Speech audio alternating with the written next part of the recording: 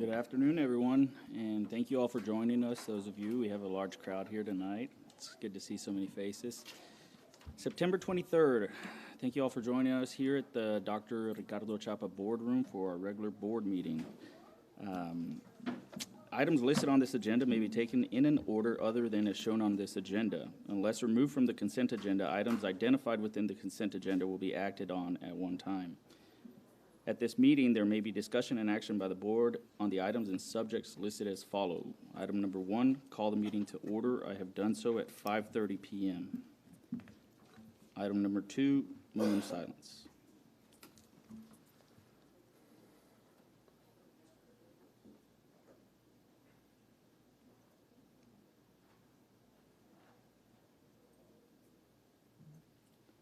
Thank you. Item number 3, Pledge of Allegiance. Please join us. I pledge allegiance to the flag of the United States of America and to the republic for which it stands, one nation, under God, indivisible, with liberty and justice for all. Item number 3, public comments. We do have a few signed up for public comments, and we are going to watch a short video, and then I will call you up. Thank you. Here are the public comment procedures. Number 1, individuals who wish to participate during the portion of the meeting designated for public comment shall sign up at McAllenisd.org at least 1 hour prior to the start of the scheduled meeting. Number 2, an individual's comments to the board shall not exceed 2 minutes per meeting. Number 3, the board shall not tolerate disruption of the meeting by members of the audience. Thank you. Información a personas para comentarios públicos. Número 1. Las personas que deseen participar durante la parte de la reunión designada por comentarios públicos deberán registrarse en McAllenisd.org al menos 1 hora antes del inicio de la reunión programada. Número 2. Los comentarios de un individuo a la Junta no excederán de 2 minutos por reunión. Y por último, número 3. La Junta no tolerará la perturbación de la reunión por parte de los miembros del público asistente. Gracias. All right. Up first, we have Alyssa Higdon. Ms. Higdon, you'll have 2 uninterrupted minutes. Hello. I would like to make a quick disclaimer first. If there are children in the room, parents are welcome to exit if they do not feel comfortable with the sensitive topics being discussed, including rape, suicide, and depression. Good afternoon. My name is Alyssa Higdon, and I'd like to thank the board for providing us with the opportunity to share a perspective on the importance of including both students and educators on panels that decide whether certain books should be banned or retained. 13 Reasons Why tells the story of Hannah Baker, a high school student who dies by suicide, and the 13 cassette tapes she leaves behind explaining the reasons for her death.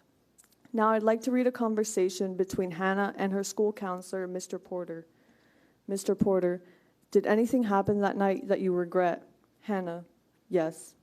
Mr. Porter, did anything happen with this boy that might be considered illegal? Hannah, you mean rape? No, I don't think so. Mr. Porter, why don't you know? Hannah, because there were circumstances. Mr. Porter, are you thinking of pressing charges? Hannah, no. Mr. Porter, then what are your options? Clay, narrating. Tell her, Mr. Porter, tell her what her options are. Mr. Porter, well, if you won't press charges and you're not sure if you even can, then you have 2 options. Hannah, what? What are they? Mr. Porter, 1, you can confront him, we can call him in here, or 2, and I'm not trying to be blunt, but you can move on. Hannah, you mean do nothing? Clay, I grip the bars and shut my eyes tight. Mr. Porter, it's an option, and that's all we're talking about. If you won't press charges and you won't confront him, you need to consider the possibility of moving beyond this. Hannah, you want me to move beyond this? Clay, it's not a question, Mr. Porter. Don't take it as one. She's thinking out loud. Thank you. Okay. Up next, we have Gori Menon. Same thing, 2 uninterrupted minutes. Thank you. Okay. Hello, My name is Gaudi Menon, and I am a senior at IB Lamar. Adding on to the significance of formulating a thorough process of what constitutes book banning, we believe that including students and teachers in the discussion will help to make the process more holistic. And so educators help to bring essential expertise within this topic.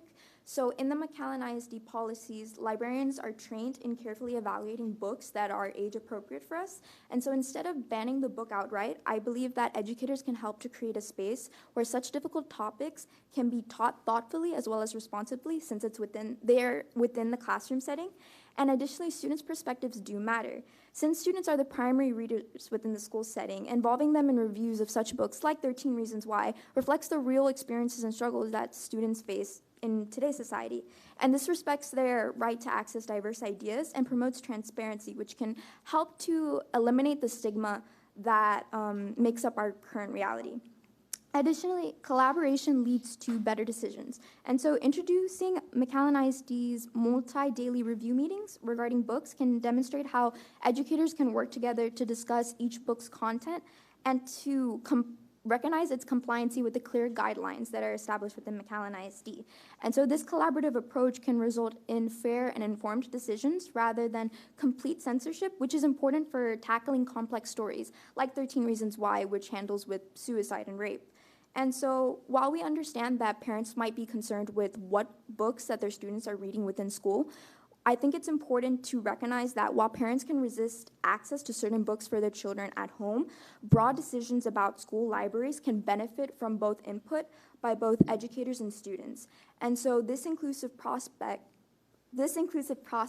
helps to respect the diverse community's perspectives and supports meaningful conversations that can be introduced by challenging books such as 13 Reasons Why. Thank you. Thank you. Okay, and next we have Chenna Kim. Same thing, 2 uninterrupted minutes. Thank you. Hello, my name is Chenna Kim, and I'm a senior at Lamar Academy as well. And I'm also here to talk about the banning of books that is happening here in McAllen ISD.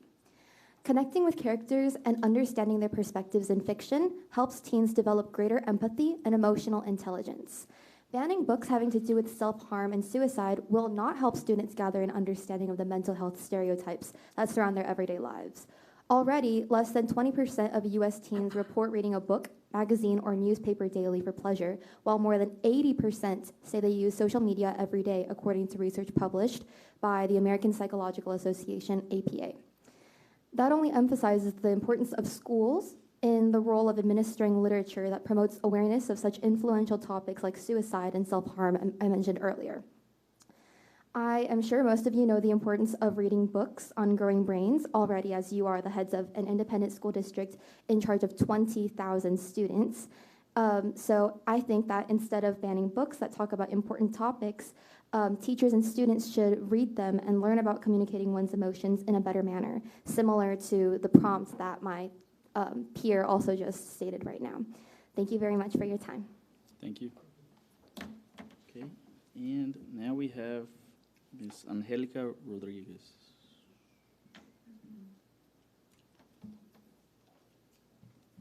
Ms. Rodriguez, 2 minutes, uninterrupted. Thank you. Test.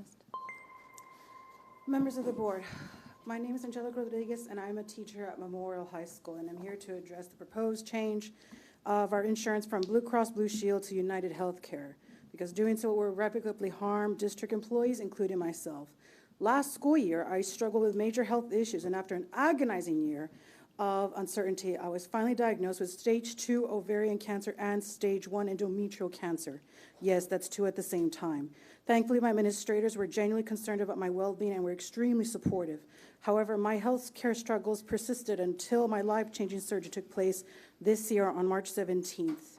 Thankfully, our insurance covered a good portion of all the imaging, food, and board medicine and expenses pertaining to my procedure. And I'm grateful that during this time of extreme stress, I did not have to worry about subpar coverage or an issue with medical expenses. Throughout the course of my illness, I was forced to undergo a great deal of tests, appointments, procedures, etc. And thanks to our current insurance provider, I was treated swiftly and respectfully. This may have saved my life. The day before the surgery, on March 16th, I distinctly remember the doctors and nurses making a note to call the insurance to make sure it would even get covered. It's my understanding that United Healthcare is embroiled in multiple lawsuits due to denying coverage. And I am certain that if we had United, I may have been denied coverage, even on the eve of my surgery, putting my life on the line. In addition to this life-saving surgery, I was offered mental health therapy counseling, which thankfully has also been covered by our current insurance provider. And although I am in a much better situation now, I do have regular follow-ups, tests that monitor my condition. And I'm currently receiving PET scan checkups and continued monitoring of my body post-operation. And because of the cancer, I have to watch my health even more than ever. And I strongly urge this board to reconsider the suggestion to change healthcare providers because it will affect, it could potentially affect my life. Thank you. Thank you so much. Okay, and I believe that is it for public comments. We will now move forward to the public hearing to discuss the proposed 2025 tax rate. Dr. Gutierrez. Yes, thank you, Mr. President and Board of Trustees. This is a public hearing. In this hearing, we will be discussing the proposed 2025 tax rate. Ms. Lorena Garcia, our Deputy Superintendent for Business and Operations, will proceed with the presentation in regards to the tax rate. Go ahead. Good evening. This hearing is required under state law to review the 2025-2026 tax rate. We are also going to learn about the no new revenue tax rate and the voter approval rate and the proposed rate. The presentation will also provide to show the impact on an average residence. And at the end, we will have an opportunity for the public to give comments. First of all, we'll start off with a graph on our tax rate history. On this graph, you see a representation of what our tax rate has been from 2019, 2020 to 2025, 2026. As you can see, there is a steady decrease every year, year to year. Part of it having to do with compression. The line graph shows the total tax rate, as our tax rate is composed of two components: the maintenance and operations tax rate and the interest and sinking rate, which is used to pay bond. The M&O is the blue bar and the interest and sinking is the orange bar. The tax rate that we are proposing this year for the 25-26 is 0.9322 per $100 valuation. It is down a little bit over 6 cents, 6.44 from 24-25 tax rate, which was at 0.9966. Here we show a comparison of where the district falls amongst our neighboring peers. As you can see, McAllen ISD has one of the lowest tax rates in the area. As mentioned before, our tax rate is made out of two components: the maintenance and operations tax rate, which pays for day-to-day operations such as fuel, utilities, salaries, services, and supplies, and then interest and sinking, which repays voter-approved debt.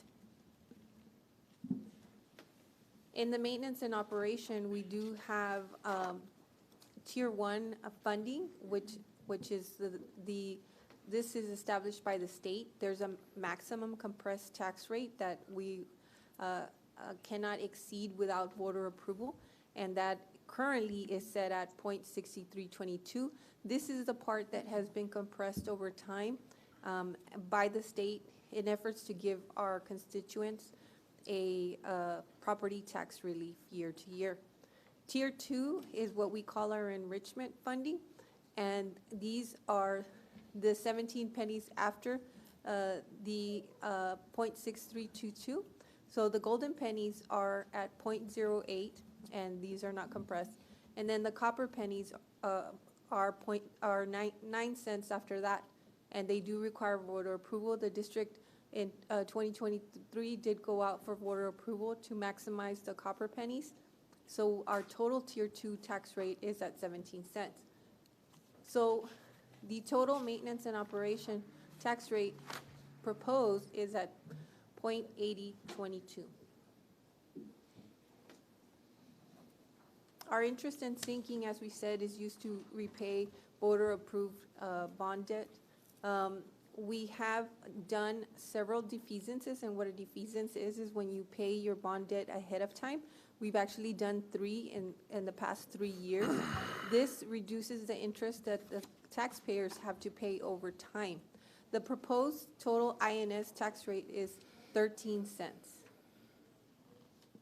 So when you put the two tax rates together, that's how we come up with a total of the 93.22 cents. And now we're going to cover some information on truth in taxation. So these are some vocabulary words that we have in those truth in taxation notes. First of all is the no new revenue rate, and this tax rate is needed to generate the same revenue as last year on properties taxed in both years. So the 2025-2026 no new revenue rate is 0.8660. And the way that's calculated is by taking the prior levy and divided it by the current year taxable value, multiplying that by 100. And then our voter approval rate, VAR, is for 25-26 is 0.9322, which is what we are proposing. So we do not need an election in order to proceed with that, just board approval. And then the percent increase from the no new revenue rate, which is another calculation that is part of the motion that the board will announce later today, is calculated by taking the proposed tax rate and subtracting it from the no new revenue rate, which we just learned what that is, and then dividing it by the no new revenue rate and multiplying it by 100.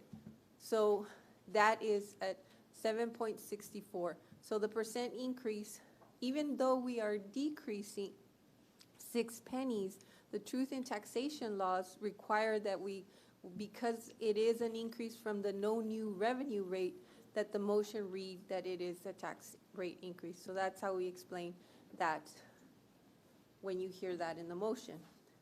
And this is the impact on the average residence.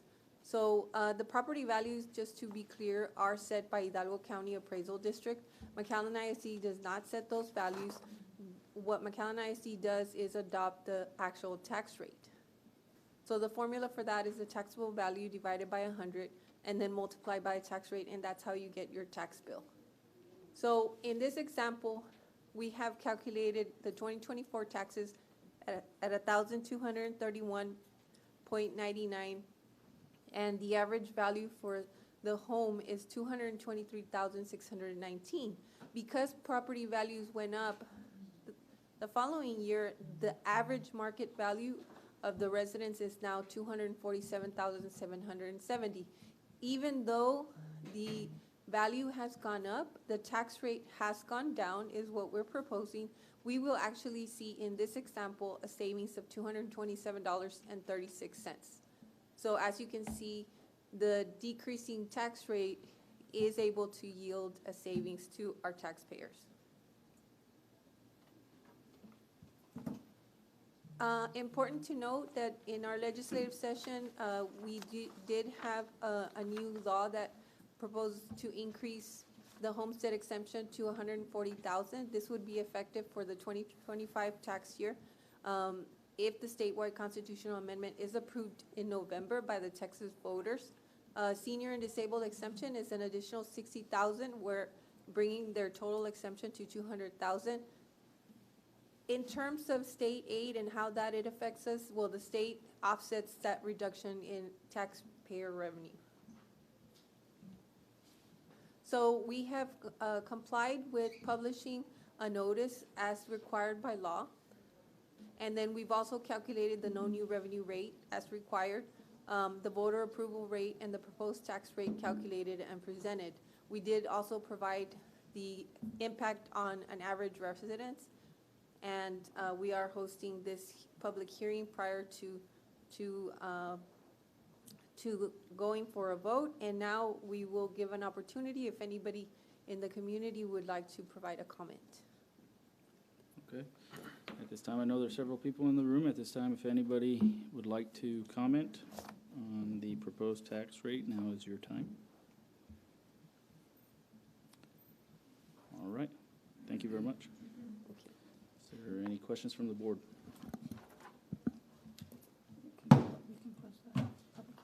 Okay, well then at this time, we'll close the public Thank hearing. you. Thank you. At 5:50 p.m. 5:50 PM.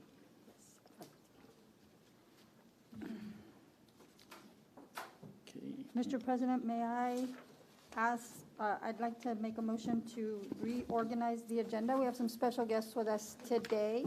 And I would like to move up items 7A1, 7A2, and 7A3.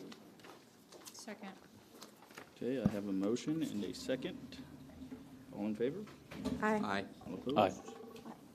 All right, motion passes 7-0. Liz is on the.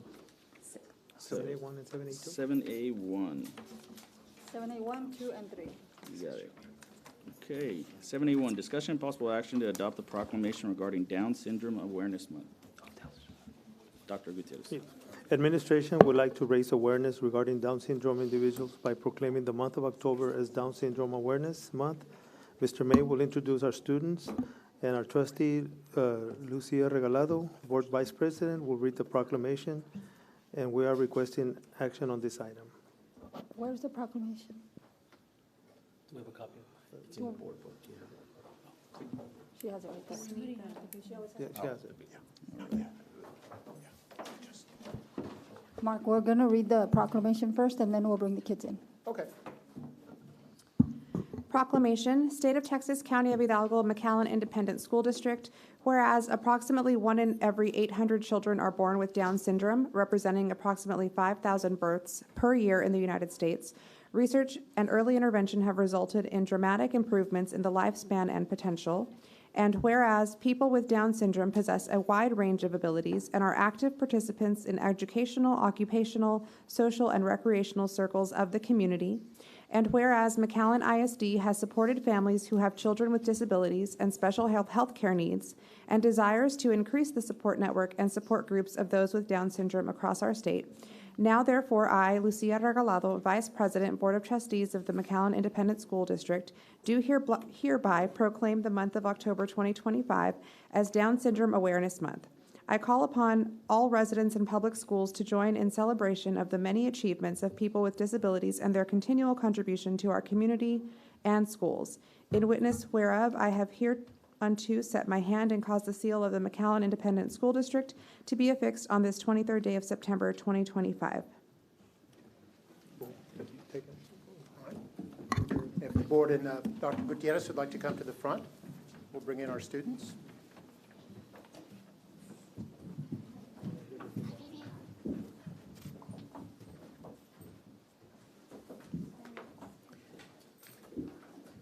And we're going to start with McAllen High School 10th grader. This is Viviana Urbina. Next up, from Memorial High School, Demetrius Flores. From Morris Middle School, Aaron Zamora. And our supervisor for special ed education, Carla Barnett Burma. Another student from Morris Middle School, 7th grader, Christopher Leguias. From Escandon, Sergio Sebastian Rodriguez. Miss Bernadette De Leon, a teacher in the Regional Day School Program for the Deaf at Escandon. Then teacher Aurelia Benavides from Houston Elementary. Student Ana Gonzalez from Houston Elementary. Student Perla Montezuma from Roosevelt Elementary. Teacher Asia Huerta at Roosevelt Elementary. Our supervisor for special education, Jackie Espinosa. Our principal from Morris Middle School, Miss Rebecca Bechtold. Our supervisor for special education, Miss Jessica Garza. And our director for Regional Day School Program for the Deaf, Lisa Lara. Supervisor for special education, Georgie Goodlett. And our executive director for special education, Maribel Elizondo.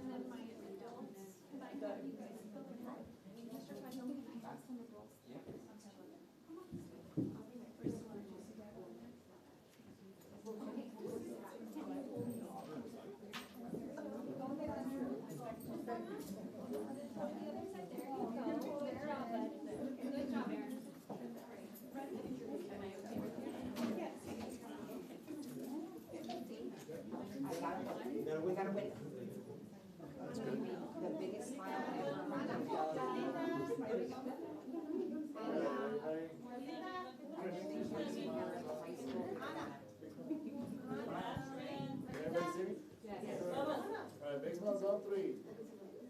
1, 2, 3. One more. 1, 2, 3. Chris.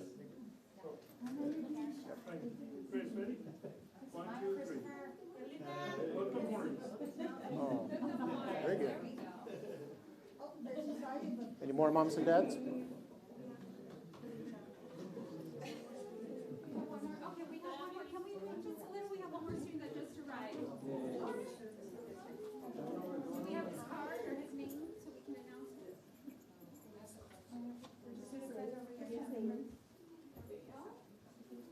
We have a card. Thank you guys. You want to come shake hands real quick? Come on. You want to take pictures? Right here. Come in.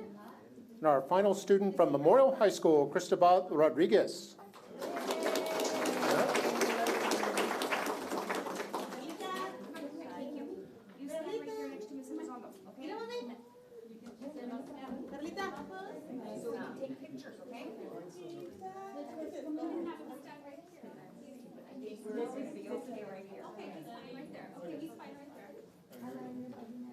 The camera. Big smiles on three. 1, 2, Chris. Chris. 1. Hey, Chris.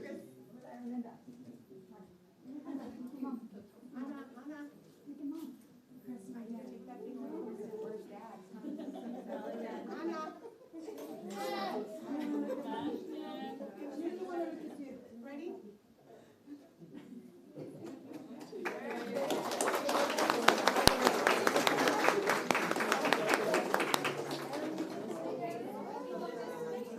Right through here.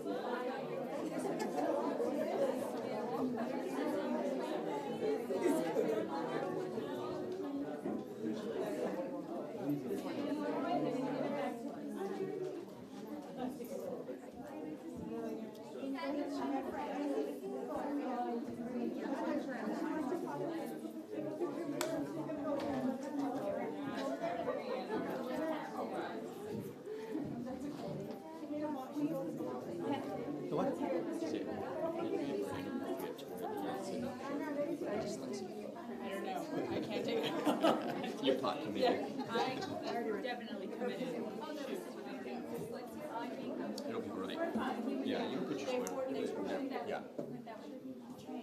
They will. I know.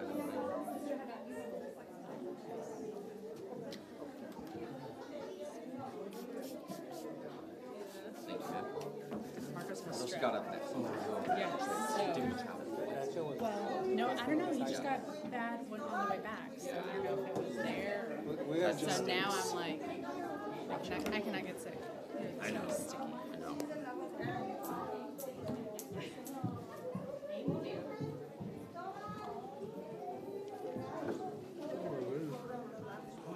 Okay, board, we are requiring action on this item. Move to approve.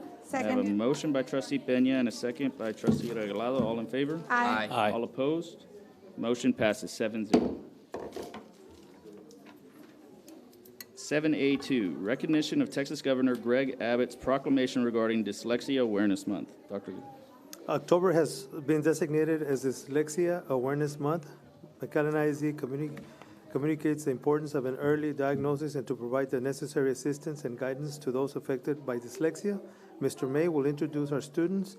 Our trustee, Mr. Robert Carrion, will read the proclamation, and this is for information purposes only. Thank you, Dr. Gutierrez. In the state of Texas, from the Office of the Governor, a common and well-known learning disability, dyslexia impacts the ability to interpret spoken or written language, affecting nearly 1 in 5 Americans. As diagnosis tools and therapies are developed to better understand dyslexia, work remains to lessen the negative impact dyslexia can have on both educational and professional advancement. In Texas, it is not our challenges that define us, but rather how we rise above them. Each year, the month of October is set aside as Dyslexia Awareness Month, not only to raise awareness of the challenges that dyslexia presents, but also to advocate for research into the advancements in dyslexia detection, therapy, and treatments. By supporting these Texans, we can improve the rate of diagnosis and give people an earlier chance at success. At this time, I encourage all Texans to educate themselves about dyslexia and to recognize the crucial role that dedicated professionals play in an interdisciplinary effort to improve the lives of people with this disability. Together, we can build a better future for those with dyslexia and ensure that no disability stands between Texans and their dreams. Therefore, I, Greg Abbott, Governor of Texas, do hereby proclaim October 2025 to be Dyslexia Awareness Month in Texas and urge all Texans to observe the occasion with appropriate ceremonies and activities. In testimony whereof, I have hereunto affixed my signature on the 9th day of September 2025. Greg Abbott, Governor of Texas. Thank you. All right. And that All right, is and if the board and Dr. Gutierrez will come to the front, we'll bring in our students and.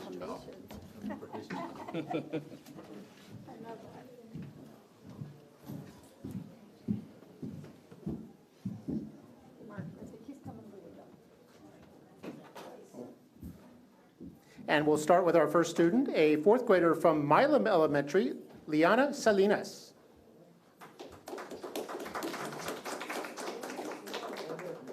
Then her teacher, Miss Esther Zavala, and Milam's principal, Miss Edna Hernandez.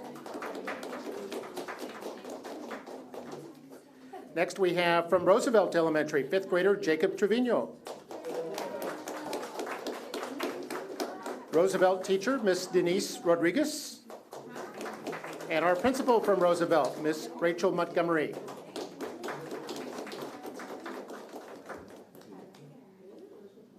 And from Thigpen Zavala Elementary, fifth grader, Elibel Chapa. Daniel Aiden Gutierrez from Thigpen Zavala. Thigpen Zavala teacher, Mrs. Morales. And our principal from Thigpen Zavala, Miss Maricela Chapa. And our director for RTI 504 in Dyslexia, Christian Quintanilla.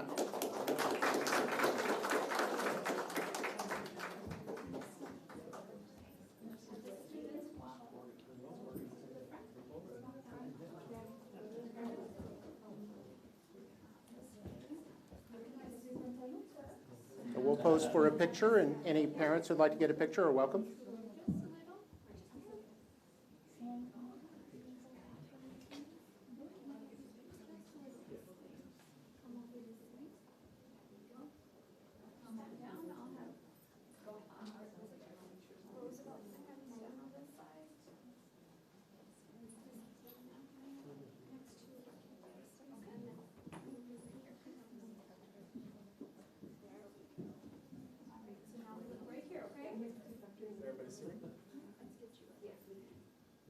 Everybody big smiles on 3.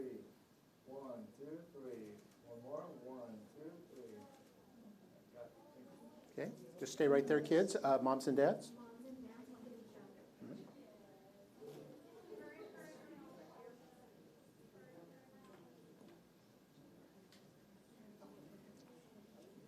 All right, thank you very much.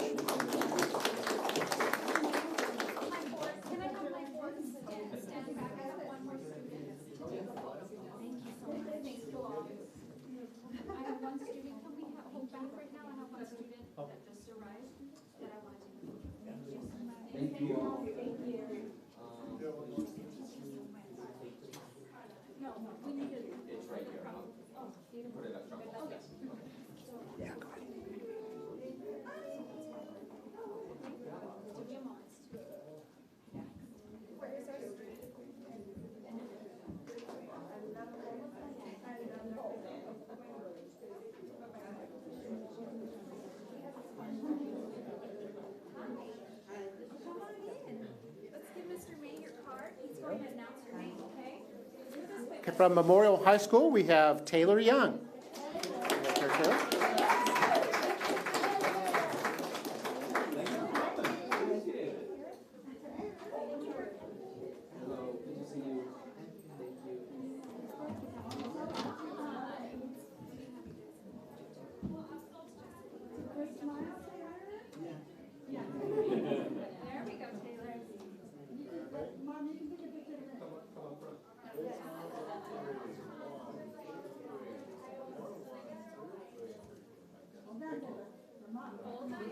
One for Mom.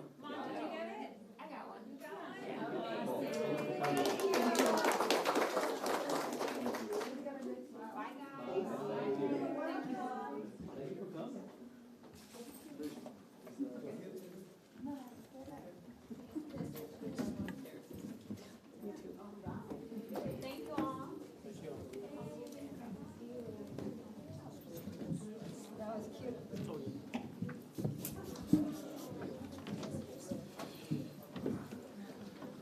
783.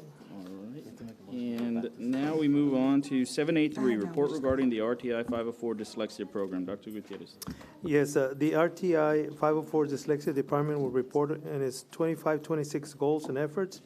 Ms. Christian Quintanilla, our director, will have more information on this, and this is for information purposes only. Ms. Quintanilla? Yes, sir. Good evening. I'm going to go ahead and start with our report for response to intervention, section 504 and dyslexia. So here in McAllen ISD, we begin with the identification, placement, and accommodations, and we continue monitoring our students in RTI and 504, as well as in dyslexia. What I have for you here is our response to intervention. It is a multi-tier approach to the early identification under the multi-tiered system of supports, which is MTSS, and we do support our students academically and with behavioral needs. So RTI addresses our students who are struggling in the general education classroom with proven or research-based interventions.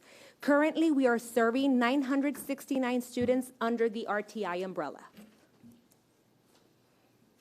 Under Section 504, it is the Rehabilitation Act of 1973 that protects the rights of individuals with disabilities.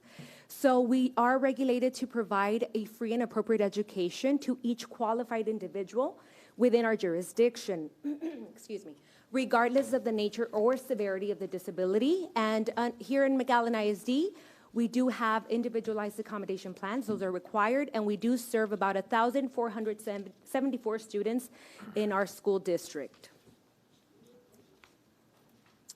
Now, for dyslexia, it is defined as a related disorder. Dyslexia means disorder that is constitutional origin manifested by a difficulty in learning to read, write, or spell, despite of all the instructional resources and instruction that happens. So this disability, we are mandated to screen, and we do screen for the characteristics of dyslexia in the primary grades. We are required by law to screen our first graders by the middle of the year, which is by January 31st of every year, and our kindergartners are screened by the end of the school year. And as of August 2025, this school year, we are servicing our students in our dyslexia lab called the Specialized Reading Instruction. It is categorized and being served under special education as per the House Bill 3829 that was mandated 3 years ago. So we accomplished that migration last May. We are currently serving our dyslexia students with specialized reading instruction. We have about 1,304 students receiving these services with our dyslexia teachers. They are called the providers of dyslexia instruction. These are the 3 adapted blended programs that we use here in McAllen ISD. For the primary grades or elementary, it is Lexia Core 5. And for the secondary, it is Lexia, but it's Power Up. So we are working, again, it's adaptive and it's a blended learning program that accelerates the development of our students in literacy skills. And we are proud to say that we do have in our elementaries, they are successfully completing the elementary program and moving forward with Power Up in 5th grade, for example. Our teachers are fully trained in Lexia letters, and that is a language essential for teachers of reading and spelling. So this is a science of teaching reading. Therefore, we have successfully trained all our dyslexia teachers because, as you can see, 95% of students can learn to read based on research when instruction is based on the science of reading. And again, to update you on our outstanding news in our department, we do have the 13 dyslexia teachers who are certified academic language therapists, the CALTs, and we also have 1 pending the assessment, and we started our 2nd cohort of 12 dyslexia teachers who are going to become CALT trained and certified. It is a 2-year process that they receive training. It is a voluntary commitment, and we are able to support them through and with a 5-year commitment to McAllen ISD. And we continue to be dedicated, and we support our students, we support our school leadership as well as our teachers, and we look forward to continuing to grow everyone in our department. This concludes my presentation. Thank you. Thank you so much. Ms. Quintanilla, Yes, I just sir. want to thank you for everything that you do. As somebody who has dyslexic tendencies and took years and years of phonics as a kid and still can't spell check my own writings, thank you for everything you do because it's so important. You're welcome. Thank you. Okay, we will go back to our consent agenda, and unless one of our board members would like to pull one out. Move to approve. Items 6A through 6G. Yes, 6A through 6G. Okay, I have I'll a second. motion and a second by trustee Carrion. All in favor? Aye. All opposed? Motion passes 7-0. Okay, 7A4, report regarding professional development opportunities. Dr. Gutierrez. Administration will report on the professional development opportunities. Mr. Richard Roberts, our Reading Language Arts Coordinator, will have more information on this item, and this item is for information purposes only. Mr. Roberts? Thank you all. Good evening. Hope you're well. So just wanted to give some information on a new professional learning partnership with the National Math and Science Initiative that we started last year and we're continuing this year. So last year, we were able to bring in the National Math and Science Initiative, and they provided us with a 3-day professional learning session for that served teachers in grades 3 to 10 in reading, language arts, math, and science. That took place in July. Excuse me. It was overall pretty successful. You can see some data there that just says what some of the teachers' takeaways were as far as how they felt it enhanced their content knowledge and their pedagogical experiences in the classroom and practices. These are some pictures of some of the action. Oh, excuse me. I'm nervous for some reason. These are some pictures of some of that stuff in action. Teachers, happy, smiling faces, and some hard work over the summer in July. So this year, we were able to continue our partnership with the National Math and Science Initiative. They reached out to us and talked about sort of a sponsorship that's made available through them and General Motors. After our working with them over this last summer, they reached out and said, well, General Motors essentially reached out to NIMSY and said, hey, we have some money that we'd like to use as a sponsorship for a district. We're thinking Austin or Dallas or somewhere around there. NIMSY said, hey, how about this place, McAllen? They're pretty cool, and we worked with them, and it really worked out this past summer. And so NIMSY reached out to us and said that General Motors is pledging $350,000 to continue that partnership with us for professional learning in the summer, but also extend it a little bit throughout the school year, and I'll talk about what that looks like in just a second.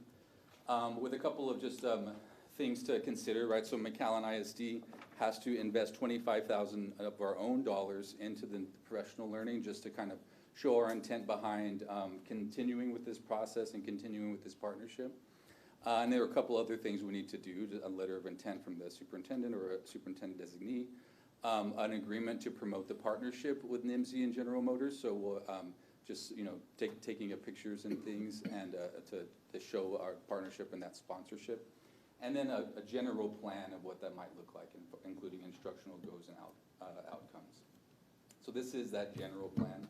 So if you look from sort of the 3 rows, right, starting at the top there, that top row of 3rd through 10th teachers, right, that shows the timeline starting this past summer, right? So in July we had NIMSY come in for a summer institute for 3 days with those particular teachers. Throughout the fall and spring of this particular school year, we're continuing to kind of support the learning that happened during that summer institute through our own content supports and the various contents that we all serve, right? Like Dr. Gutierrez said, I'm the reading language arts coordinator for the district, but there's a math coordinator, science coordinator, and so we're all sort of supporting that learning as we go. And then we'll have part 2 of that summer institute for teachers in grades 3 to 12 this time, coming this summer, right?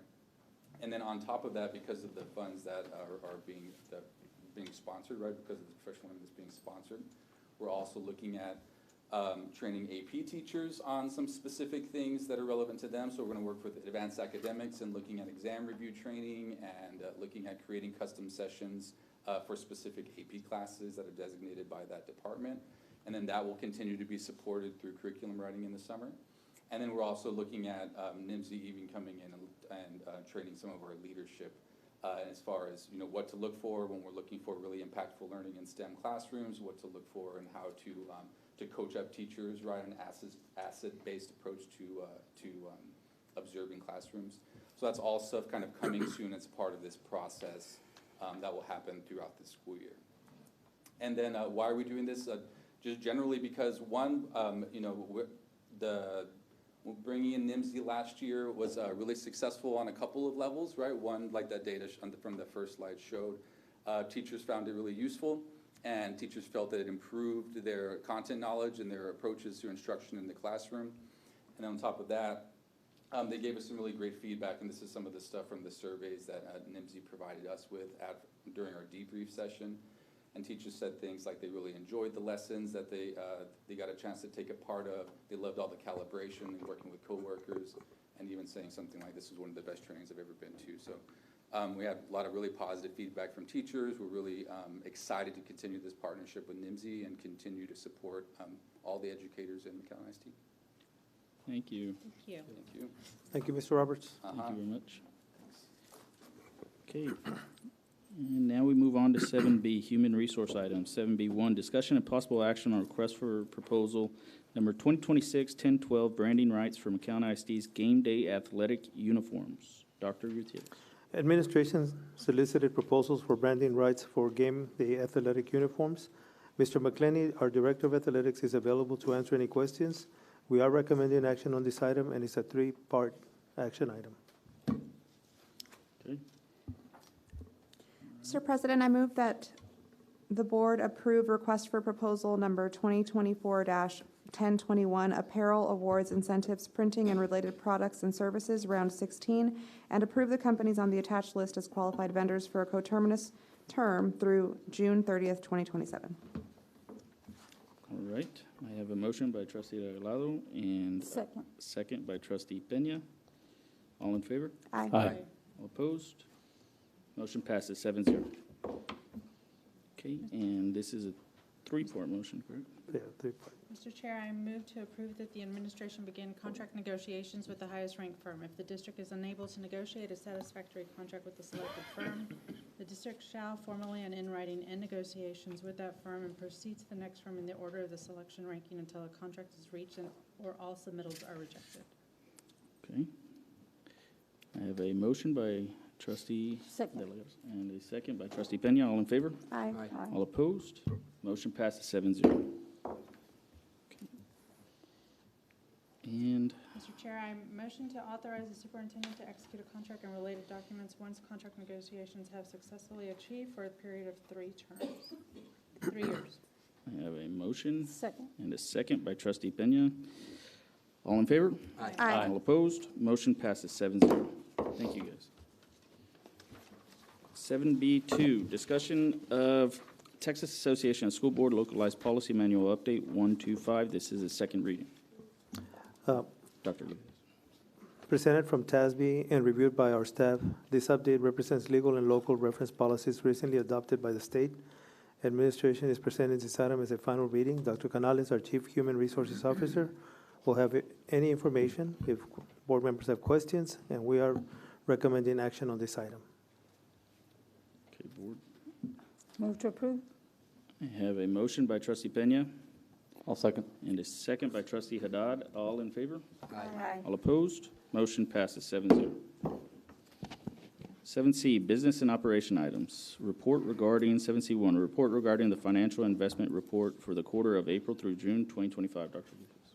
The district provides quarterly investment reports to the board. Ms. Lorena Garcia, our Deputy Superintendent for Business and Operations, will present the financials and investment reports for the quarter of April through June 2025. This is for information purposes only. Ms. Garcia? Yes, and I'm pulling up the report. We do have our financial report where it compares our approved budget for the prior year and the year-to-date actuals. And then also it takes that into consideration in comparison to our current year approved budget and year-to-date actual. And then it provides a difference. At the bottom, as you can see, the approved budget was $259,478,827, whereas the year-to-date actual is $263,525,236. In expenditures were budgeted at $282,321. However, only $257,850 were in the expenditures. As far as our preliminary fund balance, we are projecting it at $151,516,479, which is a gain of $5,674,836 to the total fund balance. This does not include an estimate $11 million to the unassigned fund balance. However, these numbers will become final in November when we get the final report from our external auditors. But that's what we're projecting right now. As far as the quarterly investment report, we did have some significant interest earnings. Let me see. Yes, thank you. I was gonna go to that page on my notes. From April to June 2025, the amount was $1.65 million, and which we earned interest in the last quarter. And that concludes my report. Do you have any questions? Okay, board. This was for information purposes. Okay, thank you. Thank you. And 7C2, report regarding the annual investment report for the period of July 1st, 2024 through June 30th, 2025. Dr. Gutierrez. Yes, the district provides quarterly investment reports to the board. Tonight, we have Nick Vicari and Philip Jones of Meter Public Funds, who will present the annual investment report for the period of July 1st, 2024 through June 30th of 2025. This item is for information purposes only, and I think we have him on screen, Mr. Philip Jones. Can you hear us? Yes, can you hear me okay over there? Yes, sir. Yes, sir. Go ahead. Awesome. Well, good evening, and firstly, just want to start off by thanking you all for giving me the opportunity to present this evening. Just as a formal introduction, my name is Philip Jones with Meter Public Funds, and I'm part of the advisory services team here in Texas. You know, I act as the direct point of contact for the district, working closely with the McAllen ISD finance team. But our primary focus is to position the district's investment program to maximize interest revenue, but also maintaining, you know, safety, stability, and liquidity inside the portfolio. And the finance team, they did a great job this year, and we'll kind of speak to the performance later on in the presentation. But today, I'll just do a brief presentation on the annual investment report. We'll go over just briefly the current economic and market conditions, and then we'll follow with just a review of the portfolio's performance and positioning of the current account. And I'll share my screen here. And just let me know whenever y'all can see it. Yes, Yes, we can see it. Yes, we can. It's on screen. Okay. Perfect. So we'll just start here with observations and expectations here in this box. So the Fed powell stated that the labor market is still solid but slowing somewhat. So the labor market has actually weakened since June, and that's forced the Feds to kind of change their policy and enter a more easing economic conditions. Trade tariffs and tensions continue to weigh on business investment and sentiment. Tariffs have been a huge topic of conversation, surrounding this entire year. And with all that uncertainty, it's really forcing businesses to limit their investments, which is thus causing a weaker labor market. The Fed held rates steady at the June FOMC meeting, projecting 2 cuts later in 2025. So we're already experiencing that. So in the most recent September month, the Fed's cut the Fed funds rate by 25 basis points. And this is just kind of leading to an expectation of future rate cuts, leading on to the latter half of the year. GDP is expected to rebound in Q2 from the tariffs-induced decline in the first quarter. So it actually did rebound in the second quarter, up to 3.3%. But with tariffs still being, a huge factor in the market, they're expecting it to be just a temporary bump in GDP and expecting more negative results to come in the future. The Fed's favorite inflation metric, core PCE, ticked higher in May. So core PCE is currently at 2.8%, which is above the Fed's recommended 2%. And that's just suggesting that there's going to be some potential easing in the future. And interest rates across the yield curve were lower in the month of June. And that's just, like I said, so that's just pointing towards that rates are going to come down in the future. And it's just a good time to start positioning the portfolio, as such. But to kind of summarize everything, the Federal Reserve initiated that first initial cut, lowering the Fed funds rate by 25 basis points to address that weakened labor market, despite having that high core PCE of 2.8%. So this shift has really led to a rally across different sectors, which is causing investors to strategically kind of lock in yields and the expectation of further easing and curve steepening. And we'll go down to the second slide here. So on the third slide here, so this is on this bullet here, the Fed funds futures market continually prices where the market participants expect the Fed funds rate to be heading. And at the end of June, the futures market was showing a 2.5, 25 basis point Fed cuts by the end of 2025, approximately ending the year around 3.7%, which is going to be down from the current 4.2, 4.3%. And the Federal Reserve expects inflation to move higher later this year. So, all this is really saying is that rates are going to come down, and the expectation at the end of the year is going to be right around 3.7%. This is all due to the weakening labor market. So inflation is ticking higher, and typically, the Fed wants to keep inflation in bay. But like I said, since June, the labor market has significantly declined. So the Feds have kind of switched their stance and wanted to accommodate that weaker labor market. And looking at this slide here, so this is just showing you the Treasury yield curve change from a month-over-month basis. So as the Fed funds rate starts to decline towards the latter half of the year, these two lines are going to start to steepen a little bit. So as they decline, the longer interest rates are going to start to increase, and the shorter duration is going to start to decrease. And it's already started to do that. So right now, instead of 17 basis points, the 3-year is showing 32 basis points. So that gap is already starting to show at the present day. And that's it on the economic updates. And we'll go over to the portfolio. So this is a snapshot of the McAllen ISD portfolio as of June 30th. And this is just the portfolio position as far as the par value and principal cost, the book value. But what I really want to go over on this slide is going to be the maturity distribution, the yield to maturity, and the average maturity in years. So looking down here to the maturity distribution, we can see that over 60% of the portfolio is currently in that one-day bucket. So as the Feds continue to lower rates and ease the economy towards the latter half of the year, this bucket is going to be drastically affected by those interest rates declining. So the interest rate that we came to know and love in the pools and in the banks that were giving us 4 and 5% is going to start to decline toward the latter half of the year. So that's going to be on us, to work with the finance team to kind of fill these buckets out here to build some duration in the portfolio to lock in that interest that we've come to love. But yield to maturity for the year was 4.25%. So the finance team, they did a great job at locking in, 4.25 for the year.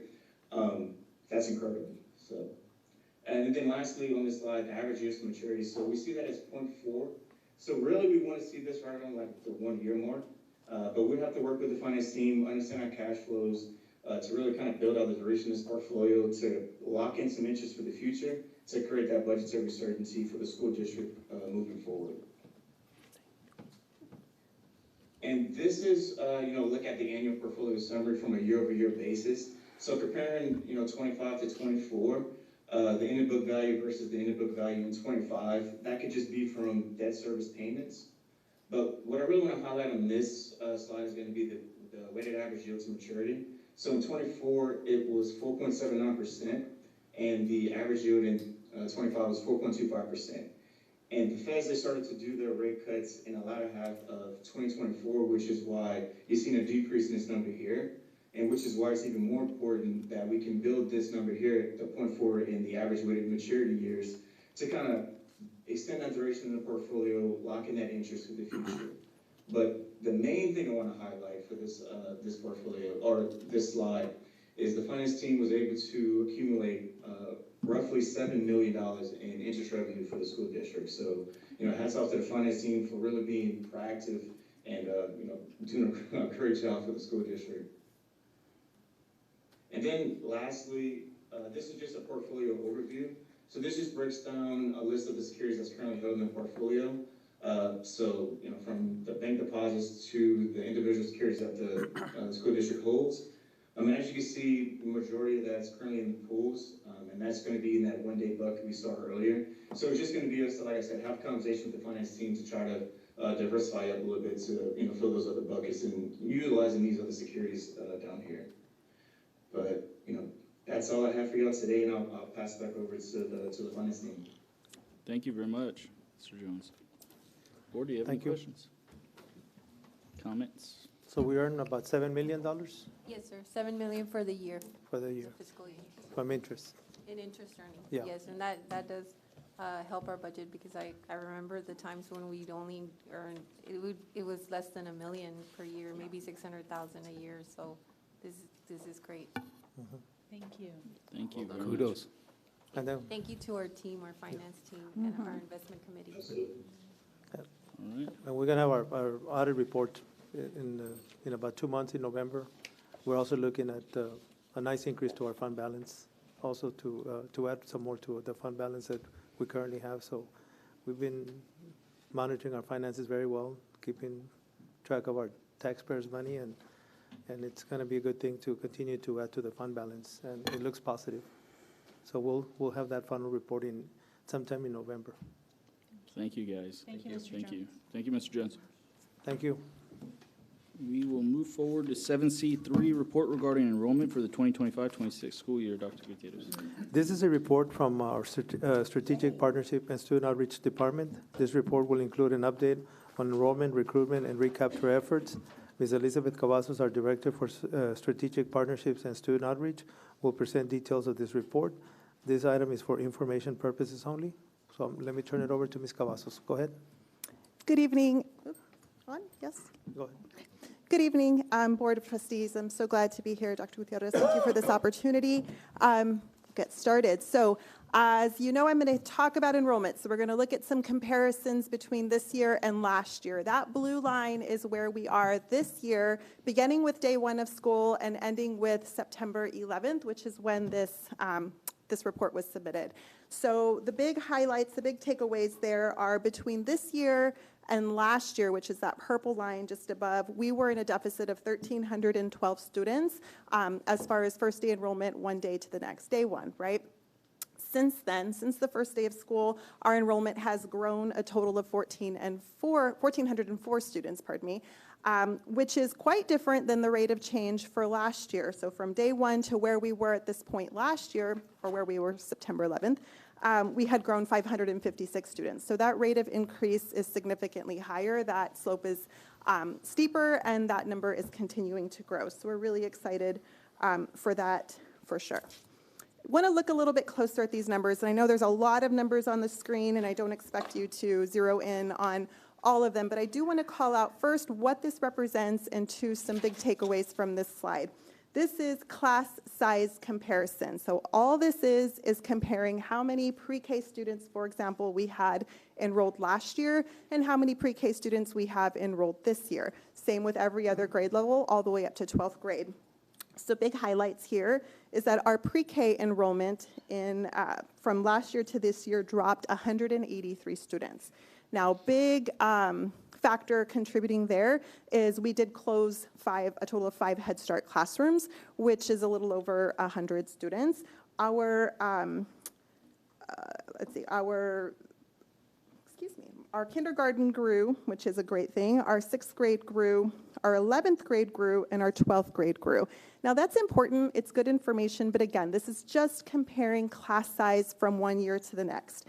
As far as campuses, we had growth at Milam, Rayburn, Garza, Gonzalez, Hendricks, Morris de Leon, and Fossum. So growth in places, growth in grade levels, but again, that pre-K number I want you to keep an eye on. We're going to touch on that in just a second.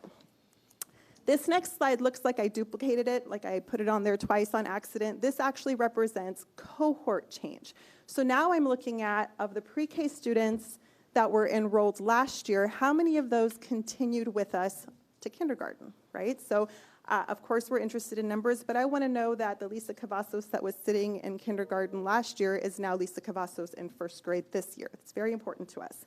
And when we look at that, we can see our pre-K to kindergarten number, again, this is just math formulas in an Excel sheet, dropped 163 students. Every grade level between kinder and 5th grade grew, so our cohorts grew. 6th grade dropped just a little bit, six students. Our 7th grade, so 6th graders becoming 7th graders grew.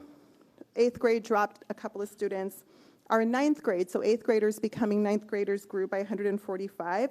And then we had drops in 10th, 11th, and 12th grade. Okay, so I want to call out that pre-K number because we talked a little bit about Head Start, but another important thing to consider, because Head Start makes up such a big component of our pre-K number, some of those Head Start students were never going to matriculate into kindergarten because they were Head Start 3-year-olds. So they were in pre-K 3, now they're in pre-K 4. That number was never going to transfer over. We'll see them bump up over next year when they become 5 years old. So that's important to note as well. I'm currently working on decoding a little bit of the 10th, 11th, and 12th grade numbers because a lot of that are not missing kids. It's grade levels, right? So I didn't quite have enough credits to go from 9th grade to 10th grade. I'm still considered a 9th grader, so on and so forth. We're looking at that a little bit more closely. Oops. There we go. This is just a closer look at enrollment, and there's a lot of numbers on this slide, and I want to make sure that I go a little bit slower here and really, really articulate what I want to get across here. As of June of 2025, so last day of school, we ended the school year with 19,556 students. That's who we sent off last day of school, celebration, the whole thing. We knew right off the bat that we were going to lose 1,499 students because they graduated. We want to lose those kids. They're 12th graders. We send them off to the next chapter. So when you take away those graduating seniors, we have 18,057 students that we would expect to return starting kindergarten all the way through 12th grade. Of course, we welcome in new pre-Kers as well, but we're not counting those in the 19,556 students. So our last day of school came and went, and over the summer, 1,220 students decided not to come back to McAllen ISD for lots of reasons. That's the work of student outreach in the fall, is reaching out to those families. Where did they go, and can we get them back? So our baseline, starting this school year with what we had from last year, was 16,837 students. So that being said, our current enrollment is 19,445, which means that we have 2,608 new to McAllen ISD students currently enrolled in the district. So while we are down 400 plus students from our enrollment from last year, we have managed to recruit and in some cases organically attract 2,608 new students. which is a deficit of 111 students compared to the last day of school. So very, very important information. As we look at numbers, of course, they're important, but when you really look at students, right, not just the numbers, but who was here, who came back, what was the number we had to work with, and the work that's been done to get us up to our current enrollment, it is significant. Had we started the year at 16,800 students and added just our pre-K class, about 1,100 students, we would have been facing an 8.2% decline in enrollment. Okay, so with our additional work as a district, through student outreach, through marketing and communications, through our amazing community that spreads the good word about McAllen ISD, we're down 0.57% from the last day of school. If you want to know where those 2,608 new students landed in the district, that little chart tells you what grade level. So you can see our pre-K students is a big component of that, are new to the district students. And second to that is our ninth graders and our kindergartners, right? So new entry points for pre-K and kinder, and the ninth grade is always a bump, as a lot of our private school programs, charter school programs, homeschool programs, people want the traditional high school experience, so then we see that bump in ninth grade. This is a look at just where we've been over the last 9 school years, and so just kind of a little bit of context, right? Never a number without a story, never a story without a number. 17-18, we had 2 new charter schools open that serves the McAllen ISD area. So in that year, we were okay. We were just under half a percentage point decrease, but that next year we saw that 3.7% drop as those students chose to attend those schools. 18-19, we had 1 new charter school open. This was also the launch of the student outreach team. We were down 3.7% from prior years. Starting 19-20, we were down 2%. So we were able to close that gap just a little bit, and then we never came back from spring break that year. That was the year that COVID hit. 2021 was our remote learning year, and we lost a lot of kids. A lot of students became disconnected, not only from McAllen ISD, but from school in general. When we came back in 2021, that was our choice year. You could come back, you could stay home. We continued to lose kids. When we were back full force in 22-23, everyone back in their chairs, the difference in enrollment was 11 students, right? So we managed to stabilize when we came back, and then every year since then, 23-24, we were down 1.5%, 24-25, 1%. Right now, we're at 2.4%, but we're not quite comparing apples to apples because these are snapshot numbers, so we're still lacking about a month and a half to 7 weeks worth of recruitment from the date that these numbers were pulled to when we'll be able to compare those snapshot to snapshot. Just a little look at what we're focused on, and I'm always a little bit hesitant to put a lot of detail on this slide for obvious reasons, but we are always focused on pre-K recruitment, boosting numbers at the earliest entry point. When families bring their students to pre-K, they are meeting their first mommy and daddy friends, their children are making their first best friends. That's where the roots are really planted and grow and bloom, and that's where we see our persistence. So we really focus not only for those kind of mushy reasons, but also pre-K is a program and it's optional for parents. Parents know this. And maybe a child wasn't ready in August, but they're ready in September, they're ready in October, they're ready in November, and we can enroll those students anytime. We're also continuing our leaver work, our leaver outreach and recapture, those 1,220 students. That's the way to grow the district, is to continue doing all the things that we're doing, but lose less students, as we know that we're attracting students as well to the tune of those 2,607 new to the district. But if we could lose less of the 1,220 that we lost over the summer, now we're growing the district. So that outreach to recapture students who have left, really focusing in our community that is highly mobile, that is moving, that is in temporary housing. We're hearing that more and more. And that tried it and didn't like it population. So I thought the grass would be greener, not quite what I expected, welcoming those families back with open arms. We're also taking a really close look at what we do as a team in terms of community visibility, boots on the ground, really refreshing how we are out in the community working to engage and build trust amongst our families. Just a little look at attendance, and I have some updated numbers here. Again, this report was little over a week ago, but our overall district attendance, which is just as important as enrollment, right? They can't be enrolled and not come to school. That doesn't do us any good. But 95.64, so a little higher than what's reported there, is our current district ADA, with high school coming in at 94.25, a little higher than that as well, and middle school at 95.87, and elementary staying just about stable where it's at right there. Our new entries are a little higher as well, 1,589, and our district enrollment, as I mentioned earlier, is 19,445.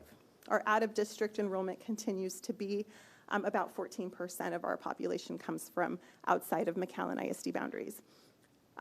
Attendance is really important. It is not something that happens to us. It's something that we have influence and control over to some extent, and really changing that mindset, increasing data visibility, and promoting that adult culture is really what our focus is around attendance, in collaboration with our partners in the student operations team, as well as our marketing and communications team as well. To that end, we also have the optional flexible school day program, which is kicking off in a big way this week as students hit their eligibility. It felt like all at once a wave. That 698 number has grown to about 1,000 students who are eligible for OFSTP and are going on to that program this week. So we're excited for that. If there are parents out in the community that are hearing this and they hear about optional flexible school day, maybe their campus reaches out to them. The consent form is in the Skyward Parent Portal. It's an awesome opportunity to maximize attendance and a really good thing for your child. So if you have questions, please reach out to Student Outreach. And then finally, also growing enrollment by way of the McAllen ISD Step Up program, our brand new 18 to 26-year-old program, giving students an opportunity to complete their diploma. Really excited for that. Again, if you're watching, if you know someone who could take advantage of this, please reach out. You can scan the code on the screen as well, and we're happy to get you connected with all the information and resources. That is it. Any questions? Thank you. I'll open it up to the board for questions. What is, I guess, the largest insight you have in terms of a declining enrollment over the years? Yeah, movement. So the biggest reason, the number one factor, if you look at every kid who's left, it's movement. So in some cases, they're moving out of the area, right, completely. So they're moving to a place where they could not possibly attend McAllen ISD. Here lately, we're seeing more and more of our students who have chosen to come to McAllen ISD having to return to their home communities for more financial reasons, right? So transportation is not provided for our transfer students. Gasoline is expensive. Parents who maybe used to be a one working parent family are now a two working parent family, and that time and effort to get a child into a new community, into a different community to go to school is a luxury in a lot of ways. If you're able to take your child kind of on the road less taken, so to speak, you're already doing better than a lot of families, and so those circumstances are changing. So we're seeing families saying, I wish I could still be with you guys, but I really need the bus to pick up my child. We live off of Monte Cristo in Edinburgh, that kind of thing, and it becomes very difficult. So of course, we have those conversations. We support every which way we can, and we let them know that there's always a home for them at McAllen ISD. Well, one of the most current things that are going on, and because I've talked to other districts, is what's going on with immigration. It's really hit us really hard. All the border towns have been hit very hard. I've talked to other districts who are a lot smaller than us that have lost about the same number that we've lost of students. And so it could be immigration right now recent, because of all the recent events with immigration has made a big impact, especially school districts that are right next to the border have seen a significant decline in comparison to last year. We've seen some too, but they have seen even a greater number of decline. Mm-hmm. Thank you, Dr. Gutierrez. Thank you for all of the data and information here, Ms. Cavazos. I'm keying in on two particular groups of students and families. Mm-hmm. First being withdrawals since day 2. We've got 107 of them.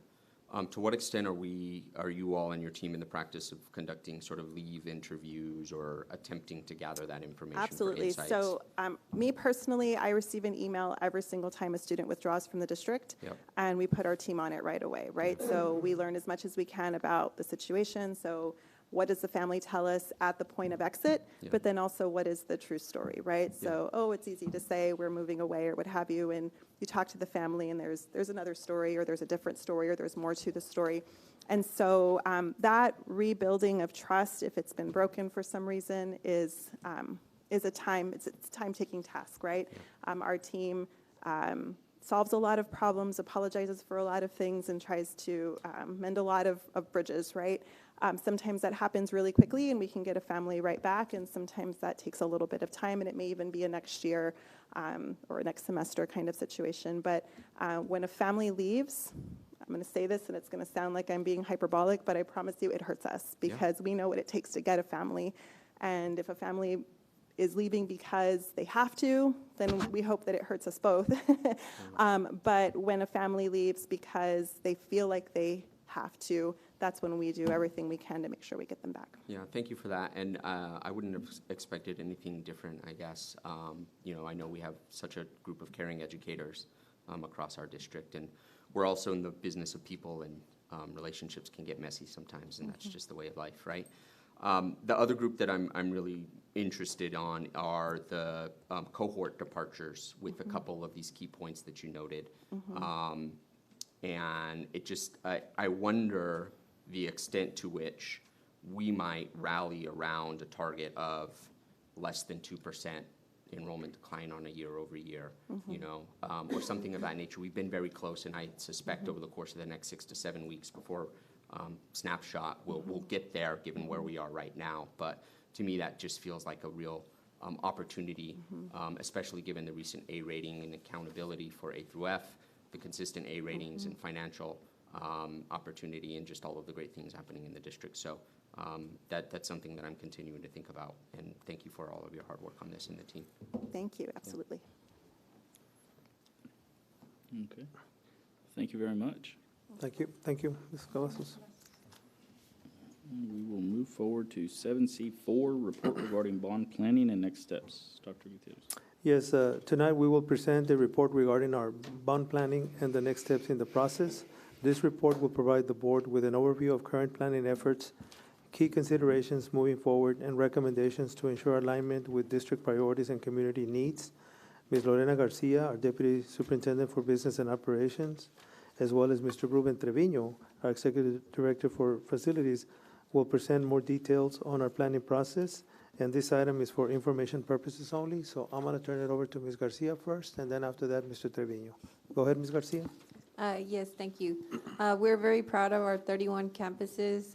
We also, within our district building inventory, we have 9 administrative support buildings. These are housed over approximately 657 acres.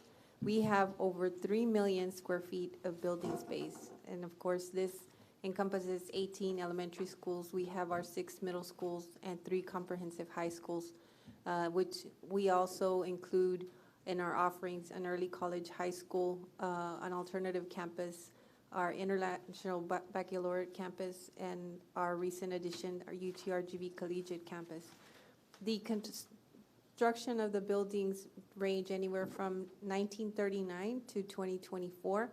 The average age is 51 years, and the median age is 42. So you can see there are some that are getting up there in age. The district has been working for the last 2 years on the tax strategy. First, it began with the voter approval of a tax rate election. What the district did back in August, they had a series of workshops here in the boardroom that were presenting to the board the option to go out for a voter approval tax rate election. And what that was is to increase the maintenance and operation tax, the one that we use for general operating expenses, that one to increase it by 4 pennies. And this was going to be increased without increasing the total tax rate. So what that ultimately does is it leverages the state funding. Those 4 pennies yield additional state funding that was being left on the table. So the district did an excellent job in getting that approved, and in November getting that passed and leveraging that state funding. The district has also done several bond defeasance. As I mentioned before, bond defeasance is when you have outstanding voter-approved debt and you choose not only to make your annual payment, but for also to pay an advance payment on existing debt. What that does is, in essence, it reduces the interest rate that the taxpayers are having to pay. The very first defeasance began in August of 2023. Although they are approved by the board in August, the actual transaction does not happen until June. So in June 2024, there was about $9.2 million in principal and interest that was defeased in the very first defeasance, and $7.4 million were deposited in an escrow account that will take care of those annual interest payments. That money will be earning interest. So it will be invested. So in that time, those interest earnings will help pay off the bond debt, so without having to cost the taxpayers. So this resulted in an interest savings of $1.77 million to the taxpayers. There was a second defeasance in 2024, and this was total debt that was eliminated was $8.5 million. And there was an interest savings of $1.2 million. The district recently approved defeasance number 3. This one is, we're early in the process. We have an estimate of $4.5 million of debt to be defeased, and that would be the last one. Our next steps is that, of course, today the board held the public hearing on the tax rate, and will be going out for approval on that. And then in June 2026, that's when the district will deposit the funds in an escrow account, depending on what that final number to defease will be.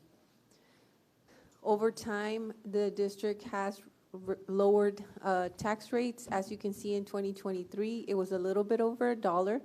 And then in 24-25, it went down to 0.9966, and we are currently proposing 0.9322.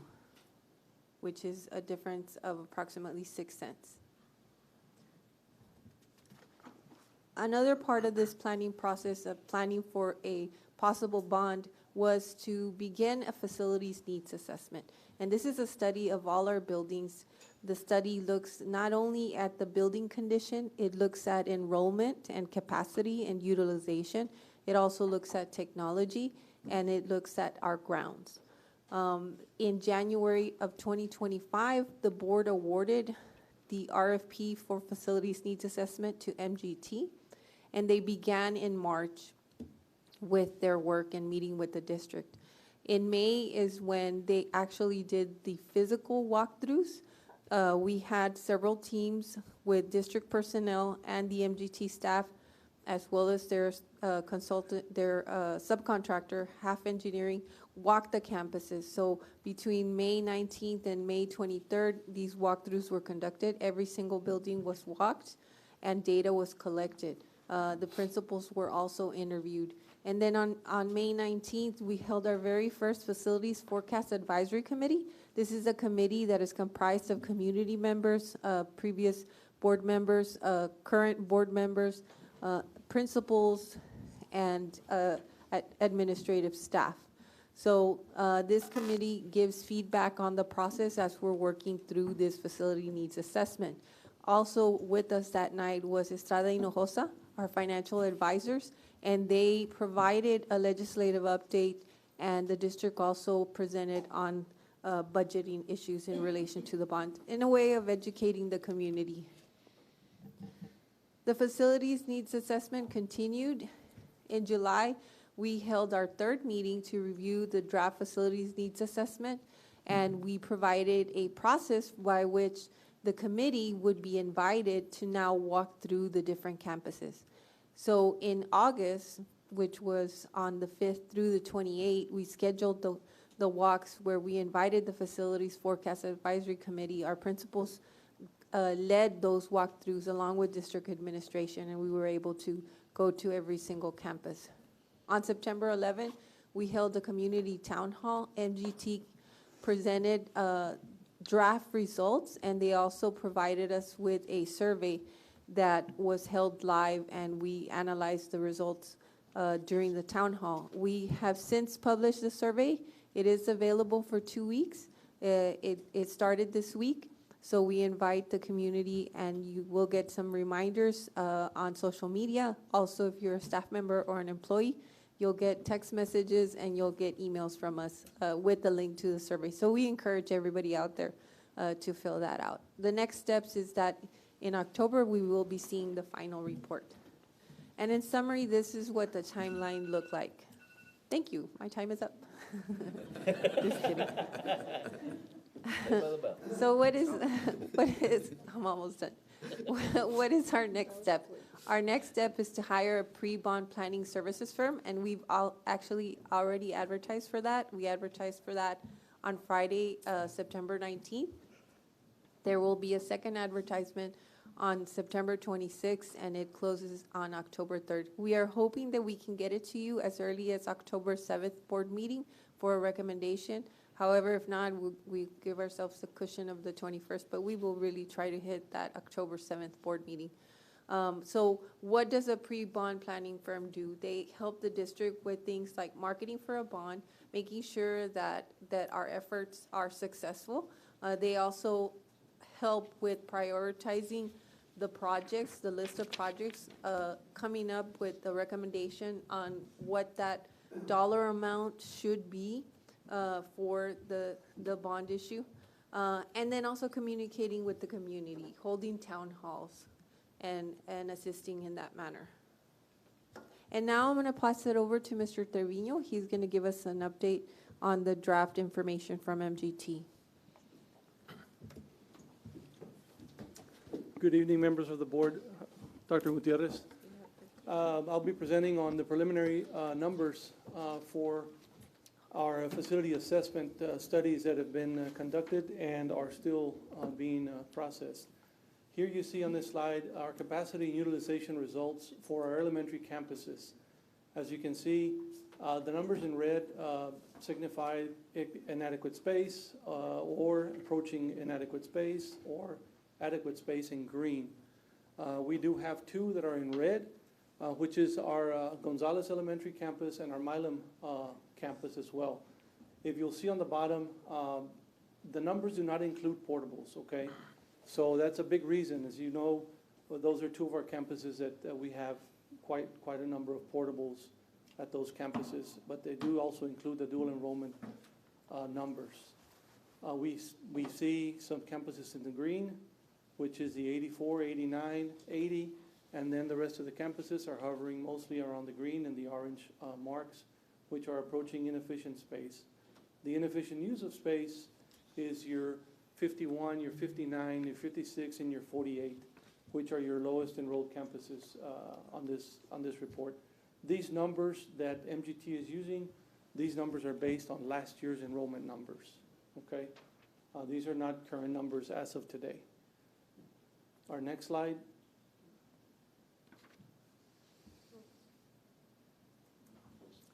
Our next slide is our middle schools. You can also see we have Morris at 136%. Morris currently sits with pretty much our middle school with the most portables on site, and that's a big reason for that. The other schools are hovering in the 98, 79, 96 area, and overall is 89.5 for our middle school campuses. We also have our 3 comprehensive high schools with Achieve Early College High School in this slide.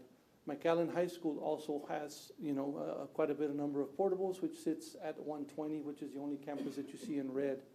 We have the other 2, Rowan Memorial, which are our other 2 comprehensives at 104 and 107, and 87 for Achieve, for a total district for comprehensive schools at 108, 78. We also have our other facilities, which include our ING Center, our UTRGV, Lamar, and these 3 make up our other campuses that are figured into this data sheet. We have 55.56 at ING.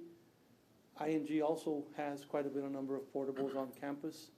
And we have UTRGV with a capacity of 600, which puts it at 70%, which currently last year they were at 350. Currently now, I want to say they're hovering around the 450, 475 mark. And the total for these is 68.21. We have an overall district score of 89.7 for our capacity and utilization. Here you see an overview of the whole district as a whole, and you can see the colors. We also have the facility assessments, which include our building condition, the educational suitability, the technology readiness, grounds condition, and then our combined scores at the end. And this is using the BASIS software that MGT uses to be able to jot down all of our data and all the information that we'll be receiving at the end of the report. Here you have the building condition scores for our elementary campuses, middle school campuses, high school, and the others, which they're all hovering around the orange and green, yellow areas for a district average of 73.58. We have the educational suitability, which we have one campus in red. The rest of them are in the good to fair areas. Campus in red being ING. And here we have the technology readiness scores, which most of the campuses are hovering around the good, fair areas for a district score of 93.02. And then we have our grounds conditions. Our grounds conditions cover our flat work, sidewalks, parking lots, drainage, and the district score on this is a 79.2. Here we have our overall combined scores using the 4 different areas for a combined score. The district is sitting right now at a 76.22 on the preliminary numbers that they have for us. Just one note, 8 years ago when this same software was used and this study was done, the overall district average sat at around a 73, 74 score, and right now we're currently at a 76. Can you explain what that 2-3% difference is? Is that well, if you go back, that 2-3% difference, if you go back here, you'll see our weighted building condition score. You know that only counts for a certain percent. You have a suitability score of 30% of your overall score.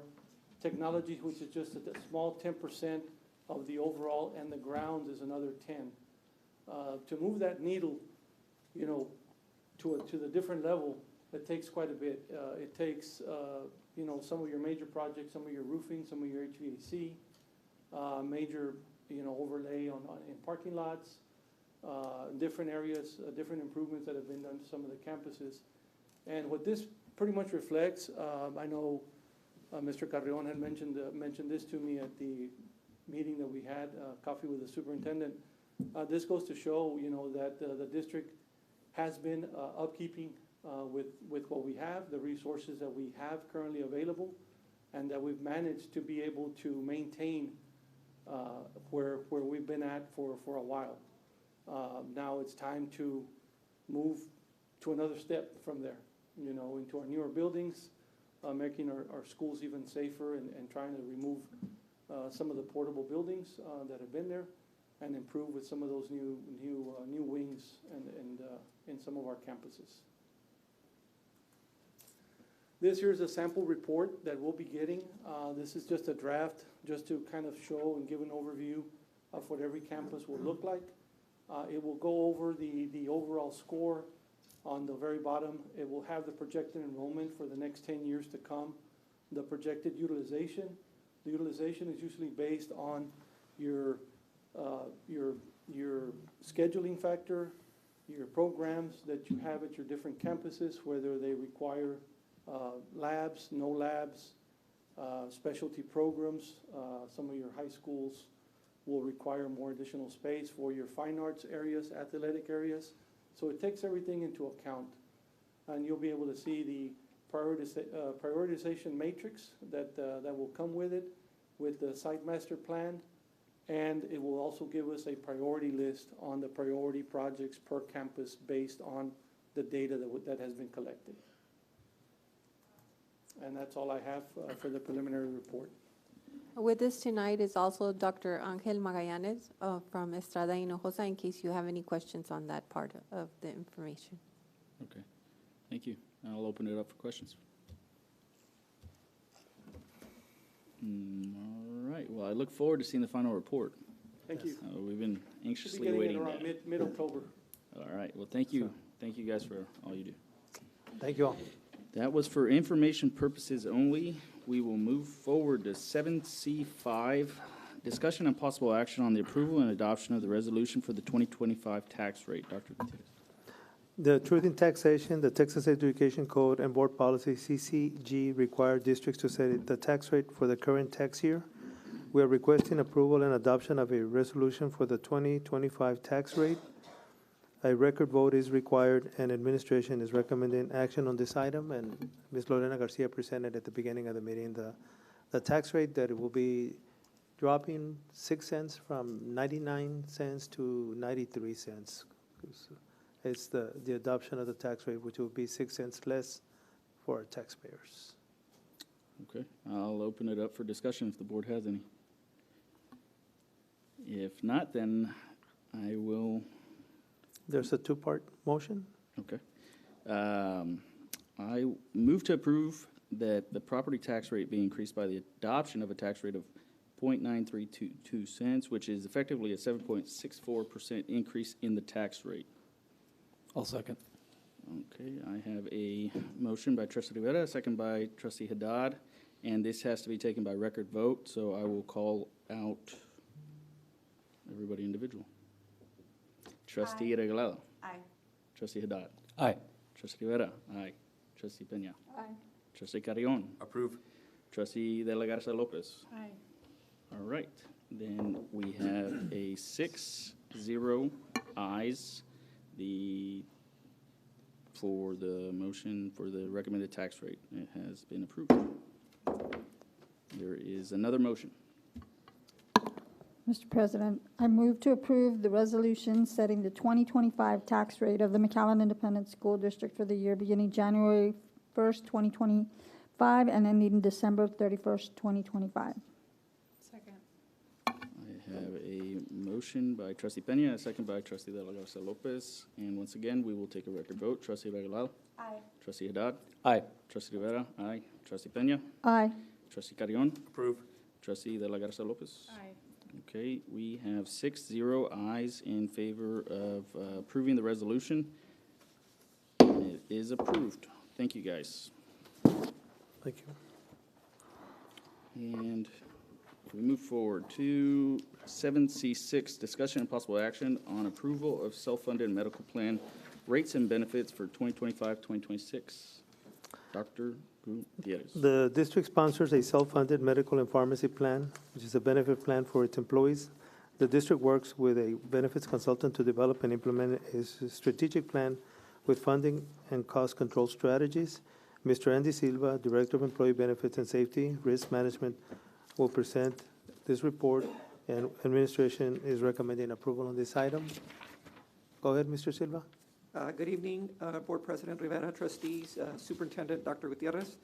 So I'm here to present administration's recommendation for the district self-funded medical plan rates and benefits. So I'm going to begin first by saying what is not being recommended. I think it's just important to note that there is no recommendation to increase the contributions the employees contribute on a monthly basis toward their medical benefits. So that's for starters. The second thing that is not being recommended, which is different from what I presented here a couple of weeks ago, was that we're no longer recommending any changes to the copay, deductible, coinsurances, out-of-pocket maximums, no benefit changes that were discussed at the last meeting. So those two things are not being recommended. What is being recommended is to discontinue the state and the high plan, and I'll go over some of that here in a little more detail, and to move to a single plan offering, that being the basic plan. And we're still recommending to establish a fourth pharmacy copay tier based on a coinsurance of 30%. So by way of review, on the screen there is what we currently offer. There's 3 plans, the basic, high, and the state. They had varying deductibles, varying coinsurances, out-of-pockets, and of course, costs. What they have in common is only the prescription drug copays. They're all identical regardless of plan. So that's what we offer currently. What the recommendation is to move to one single plan. So no longer offering the high plan and the state plan, continue offering the basic plan. And the basic plan, for the most part, are the same benefits at the same cost, with the one added change of, as I mentioned, adding a 4th copay tier based on coinsurance for GLP-1 medications. So that would be the one additional recommendation we're making. So those 2 things. Now, by way of what it looks in terms of the fund, what we have here is an illustration on the cost. So they're listed as current, reflects what our projections, what our estimates are if we make no changes. This does include a revised expense projection. At the last meeting, we were asked to go to United Healthcare and see what they could help us with in terms of projecting out what our expenses could be. So we shared some data, they ran some models, and they provided us with a factor that we can then use to update our projection, and it did change by about $500,000. So that $29,437,000 is reduced from what we originally presented, which was $30 million. So there is an anticipation that our expenses would be about $500,000 less. So that's built into this illustration. So again, if we make no changes, we project that we would have a $2 million approximately fund deficit at the end of the fiscal year next year. What we're proposing is that last column there is that single plan with that GLP-1 tier. When we look at the same expenses with the same revenue, then factor in what we would anticipate in savings from making those changes, the fund would potentially be 1.7 in the black. Again, what's different from here, and you can tell by that line item, benefit plan changes. There was a deductible increase proposed of $250. There was a hospital admin copay that was being proposed. There was a change to a specialist copay. As you can see there, it's listed as NA. That's not being recommended, so it's not factored in here. What is factored in here is what I mentioned, the discontinuation of the state plan, the GLP-1 coinsurance, having a single plan model, and a 340 BRX mail order program that's actually already been implemented. We anticipate that might be $250,000 a year in savings. That's already built into the savings. So that's what the outlook would look, assuming we either make no changes or assuming the changes that are being recommended are made. So this slide here is a little different, not different. You hadn't seen this before.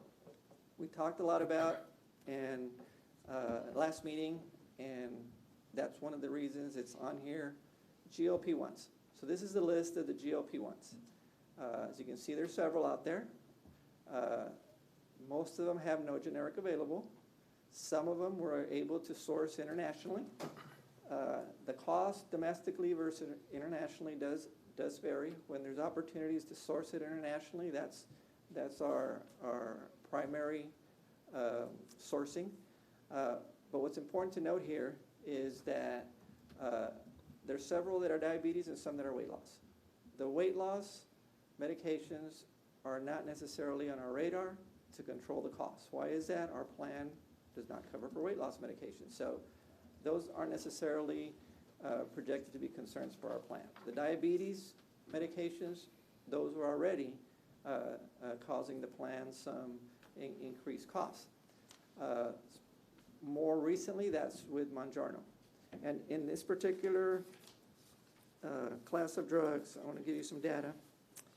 We have 231 utilizers in these medications. Of those 231 utilizers, 97 are in our international mail order program. So they're actually paying zero. There's no cost to them. So if we were to implement this recommendation, potentially 134 of those 231 utilizers would be subject to that coinsurance difference. Now, the way we're structuring it is they have options to move to different medications, for example, one of those that's available internationally. Then they would pay zero. That's obviously a conversation they would need to have with their physician. If it's appropriate, that would be an option. And that's an option for them now. Additionally, we would make every effort to make sure employees would be aware of the the copay assistance programs from the manufacturers. Because oftentimes, even though there's a copay associated with medications, those copay cards or manufacturer assistance kick in at the pharmacy, and the employee actually pays less than what the health plan coinsurances are. So those are other opportunities for any one of these 134 potentially impacted utilizers to reduce the cost beyond this proposed 30% coinsurance. Now, the other thing to note here, and this is something that's brand new. So we had a conversation here last time about Wegovy, and hopefully I pronounced that correctly. It is primarily for weight loss. So again, not on our radar. We wouldn't have expected it to be utilized, but just late August, early September, it's being approved for another indication. So it's not just for weight loss anymore. It's being approved for a condition called MASH, metabolic dysfunction associated steatohepatitis. So it's a serious form of fatty liver disease. Some of the data that's available to us indicates that 5 to 10% of the U.S. population has that particular diagnosis. So that opens it up for our health plan to start approving this medication. Even though it's primarily for weight loss, now it's approved for MASH. So we expect that it could mean a 560,000 to 700,000 plus increase in drug spend without any cost containment controls. So if we leave things alone, we think that's what we can expect. Having a coinsurance tier will help offset some of those costs. That's what I was trying to communicate in our last conversation about trying to future-proof our plan. Medications are coming online all the time. Monjourno is being reviewed potentially for other indications. If those happen to be approved by the FDA, then those additional indications would be available for another group of employees. So these particular drugs are a source of challenge for health plans, not just ours. You can ask any other school district. I do have Mr. Garza here from Valley Risk Consulting who can attest to that. He is seeing it, in his other accounts. It's just a challenge, and the strategies to control it, the cost, they're limited. We could put exclusions to these drugs, but that's kind of the extreme. So our strategy is just to put in another level of sharing of that cost. The health plan would pay 70% of the cost. The employee would pay 30% of the cost. That's identical to what the basic plan medical coinsurances are. So any medical plan procedure where a claim is processed and paid, there's a 30% coinsurance. So it's very similar. So that's on GLP medications. The last two slides are just for reference as we have a conversation. These are the plan comparisons, how we compare against other school districts. Base plans, they're not all identical, they're called different things, but these are what they call their lower plans, base plans, entry-level plans. This is one that I've showed before, so again, it's just there for reference as we have further discussion. And very similarly, that's a terrible looking slide, I'm not sure what happened there. That is the enrollment. Hopefully it shows up different on your information. I'm not sure. Yeah, so it's just again the enrollment for each of the different plans and the cost of the basic, the high, and the state. So with that, I'm going to ask Mr. Gassa to come up here with us. He's right here behind me, and we'll be happy to answer any questions you might have. Thank you, Andy. I guess I got two sets of questions. One regarding the proposal here to move from from 3 plans to a single plan. I mean, what this essentially means is that we're offering employees the plan with the lowest premiums, but it comes with higher cost shares, but the coverage is also the same.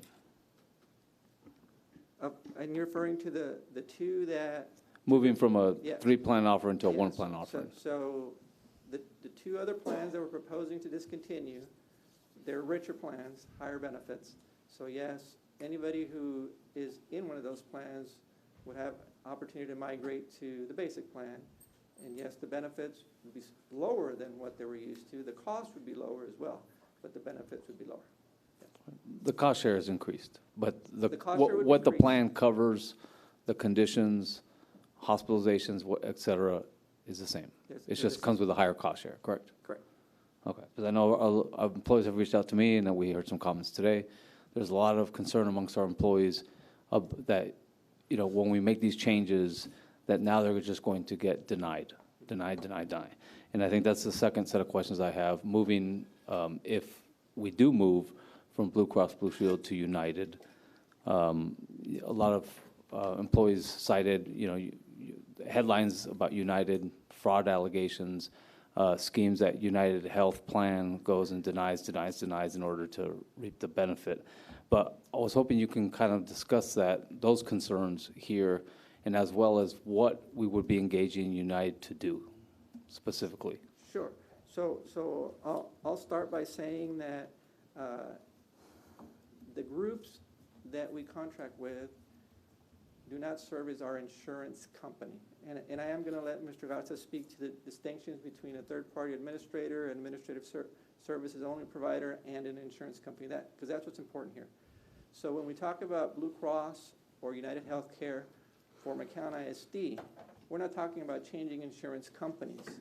We're talking about changing who might administer the district's self-funded medical plan. And so the plan is actually designed by McAllen ISD.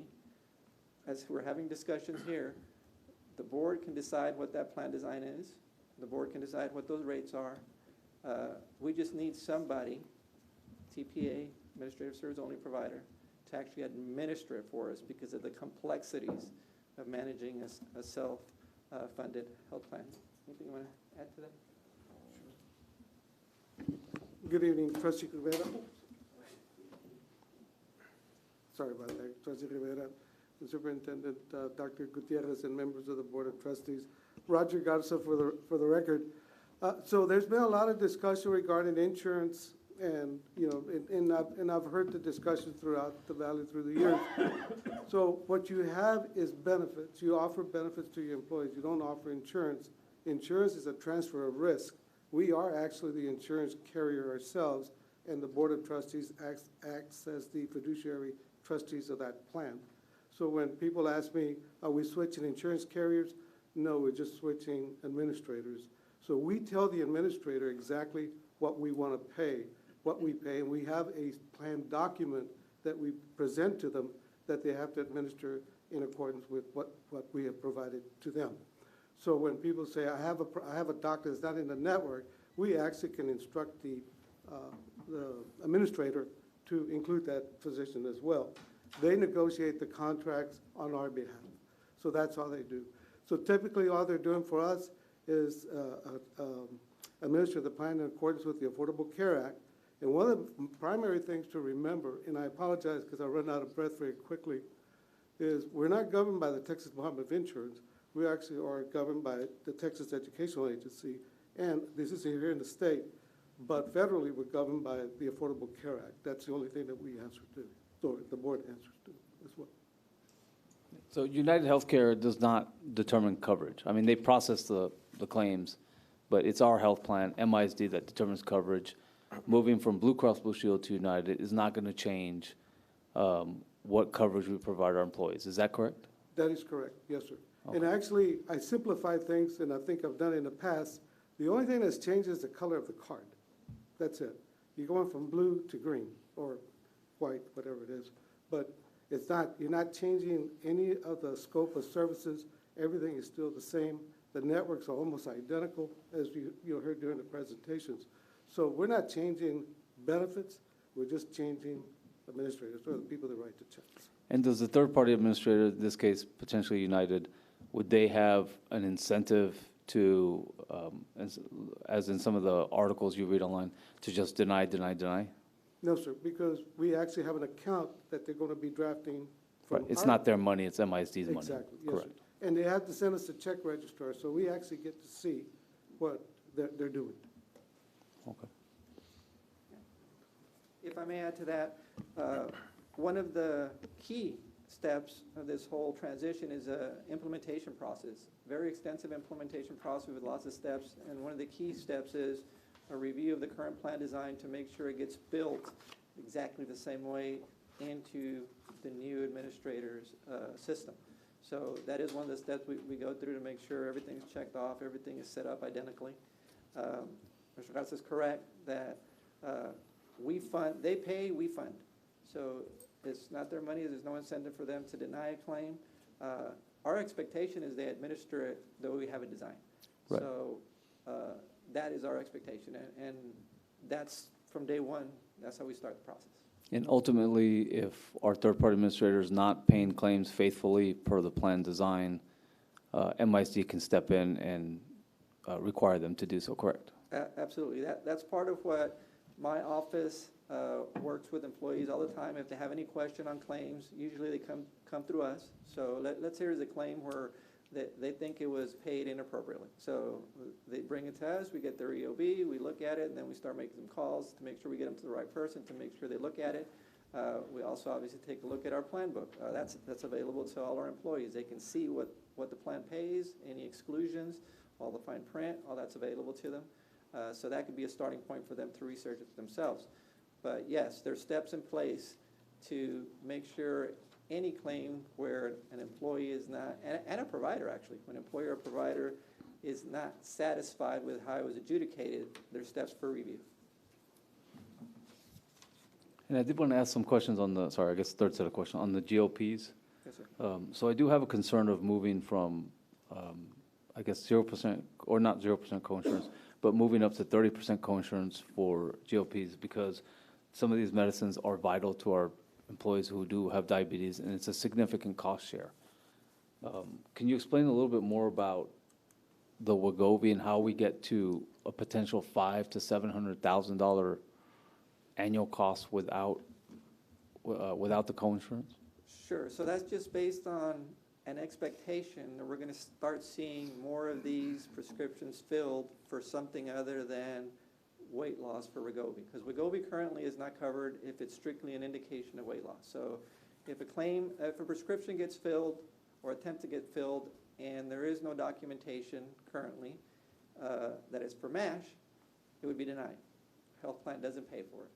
But now, because MASH is included, then any prescription where there's documentation, and that's a function of our other administrator, our pharmacy benefit administrator, they would review the medical records, and if there's support, medical support for that condition, then that will be approved. So that number just is an estimate of what we think we're going to expect as more of these claims start coming forward, where physicians start recognizing that now there's a new drug available to treat this form of fatty liver disease. So we'll be seeing more of those prescriptions being written. And do we really have a number of employees with MASH or fatty liver disease that we would see this up to $700,000 annually? Yeah, so I don't have any data specifically on those diagnoses. I don't think we have access to that. This is strictly an estimate based on that 5 to 10% population, kind of extrapolated out to what percentage of our employees potentially could be diagnosed with that, and then those prescriptions filled. And then you and I discussed, and you were going to look it up, if we did the coinsurance from 30% to 20% to alleviate some of those cost sharing for our employees, what would that result in? Yes, sir. So I went back to one of our original presentations, because it's been on all the presentations, I think, except the last one, where we finally decided to make an administrative recommendation of 30%. But we had originally included an option of a 20% coinsurance. And that 20% coinsurance savings projection that we had modeled was that it would mean an $185,000 savings versus at 30%, we're projecting $278,000. So a difference of 93,000 to go from a 30% to a 20% coinsurance. I would be in favor of that. I mean, we're gonna lose 93, the plan would pay out 93,000 more is what I'm saying. Yes. That's 93,000 we're gonna save. At 20%. At 20%, that our employees would save out-of-pocket costs. And these are diabetes patients that need this medication, not Weight loss. not cosmetic. Mr. Garza is asking me to talk about the copay assistance program, so I kind of alluded to it. You want to speak more, Tim? Sure. Once again, and this has been an issue across the valley, by the way. It's not isolated to McAllen ISD. In fact, we just had a meeting this morning at Cameron County where they identified these drugs that costing the county almost 48% of its entire pharmacy cost. So we're actually proposing some copay assistance because they're actually asking us, can we increase it to a 40% copay? And if we do that, then you're going to have copay assistance from the manufacturer itself. So we actually can devise that program for the employees where we can put a patient advocate to be able to assist them to get these coupons quickly without having to wait as well.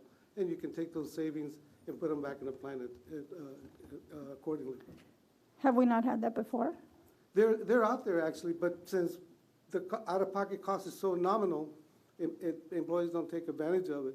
But if you put say a 20% copay on the GLP-1s, then you can actually get the manufacturer to go ahead and pay the difference for you.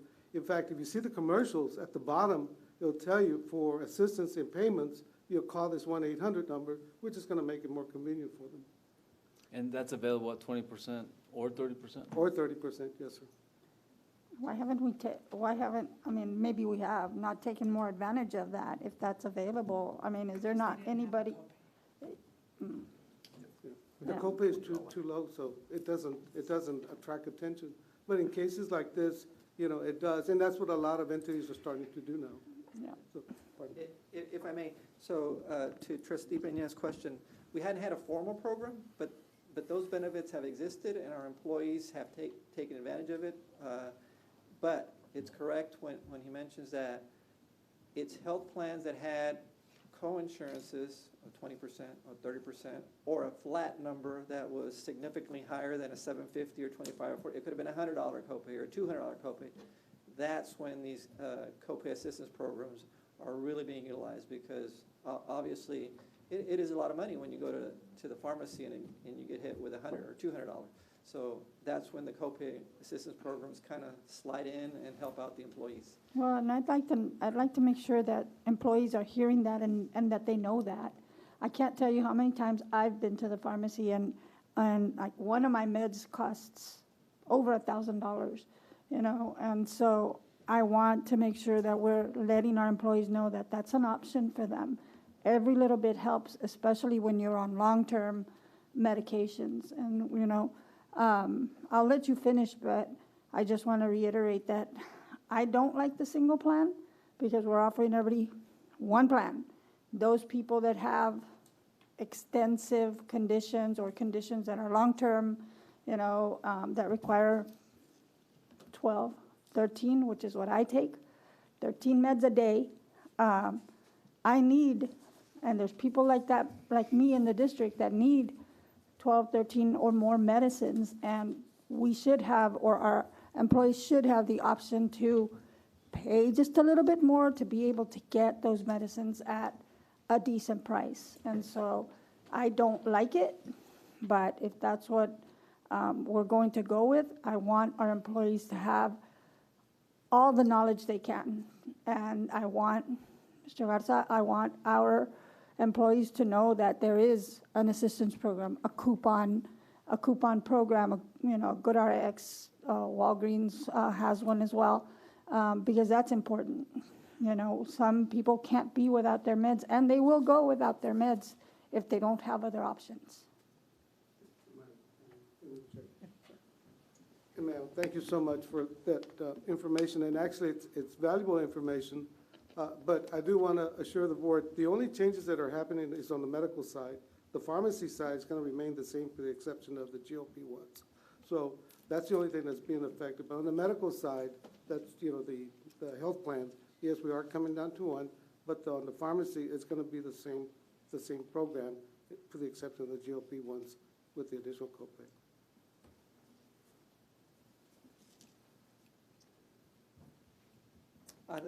I don't have anything further, unless you all have other questions or feedback for me. I just have a comment. I appreciate you going back and the team and reworking this. Maybe we're not sort of exactly at the middle just yet, but this new plan that you all are proposing today in this suite of strategies does relieve some of the potential financial burden on families and enrollees in the district, and I thank you all for going back and doing that additional level of work to get us to this place today. Yeah, I think I reiterate, Trustee, I apologize, just went into questions, but you all did a lot of work between last meeting and this meeting, so thank you for that. Okay, any further discussion? Mr. President, I would like to move for adoption of the recommendation with the exception that I would like to see the copay for the GLPs at 20%. Sorry, the co-insurance at 20%. Am I allowed to make that? You are. Right, John? That motion? Okay, we have a motion by Trustee Haddad. Do we have a second? I'll second. And a second by Trustee Carrion. All those in favor? Aye. Aye. All opposed? Aye. Okay, motion passes 4-2. Thank you. Thank you.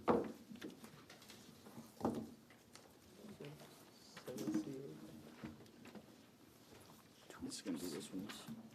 7C8. Yeah. Okay, we are going to move on to 7C8. Discussion and possible action on the McAllen Independent School District August budget amendment for fiscal year beginning July 1st, 2025 and ending June 30th, 2026. Dr. Gutierrez. We recommend approval of the August 2025 budget amendment for the 25-26 fiscal year. Ms. Lorena Garcia, our Deputy Superintendent for Business and Operation, will present more information, and we are recommending action on this item. Go ahead, Ms. Garcia. Yes, sir. Our budget amendment, looks a little bit complicated, and the reason for that is because this is a time of year when we bring forward our carry forwards, and what a carry forward is a transaction or a budgeted amount that was budgeted in a prior fiscal year, that for some reason the project did not get completed by June 30th, and it's going to continue on into this new fiscal year. Or maybe the project has not begun, but the budget was set aside at that time. So that purchase order or that budget amount gets carried forward into the new year. So as you can see, revenues increased by 46,586, and primarily that was donations. But on the expenditure side increased by $4 million. So to make this simpler for you, 3 million of those 4 million are all carry forwards. They were all projects that got started in a prior year. For example, if you look at Function 51, we have plant and maintenance operation projects, 924,000 from prior year work orders and contracts. And then Function 52, we have 1.4 million for camera surveillance and panic alert systems. Function 81 was also construction, 213,000 for light poles engineering, and an ag farm payment that is owed. So that's where you're seeing the bulk of the transactions. And like I said, all of this is not necessarily impacting that we're drawing new funding from fund balance. It's we're taking money that was already previously set aside in a prior fiscal year and then carrying it forward so that the project can be completed in this fiscal year. As far as projects that do hit fund balance, we have about $1 million, 994,899. Those do hit 199. Those are a withdrawal on 199. We have 300,000 that was requested for college board exams. We also have $6,000 to purchase a trailer for fine arts. They were renting a trailer for about $13,000 for 3 months a year, and we were able to find one for about $17,500. So we gave them the money because it's cheaper to buy than to rent. They also needed some new mariachi uniforms, so we set aside $20,000 for them. And then to start off the middle school mariachi program, we were requested to provide $14,454. And then $17,757 was set aside for marching band uniforms, flags, and accessories. And this one is kind of one from last year, because last year you all approved $100,000 for the marching bands. However, she didn't spend about $60,000 of that money. So now she asked if she could have it and spend it this year. So you're going to see a couple of fine arts amendments in the coming months. That's her spending down that $60,000 that she didn't spend last year. And then we did receive a request that the 3 high schools, the auditorium lighting boards were in bad shape. However, not just one high school, but they're all pretty much beyond their useful life. So we received a request for $105,000, and that takes care of all 3 high schools. The other one is, you will see an agenda item later on tonight for a Chromebook lease for 4,200 Chromebook laptops, and those are for student use. It's a 4-year lease payment, and the first year lease payment would come due this year in the amount of $531,648. So these are the transactions that we are recommending out of 199, and the rest are from the different other funds and carry forwards. If there's any question on any particular transaction, I know it is a long report, I can answer questions. We also have a capital projects budget in addition to the general fund. And this is $661,000, and that also encompasses carry forward POs. They're for HVAC improvements, stadium turf replacement, light poles, and the silent panic alarm system. Do you all have any questions on any particular transaction? What is the reason something gets delayed for that long?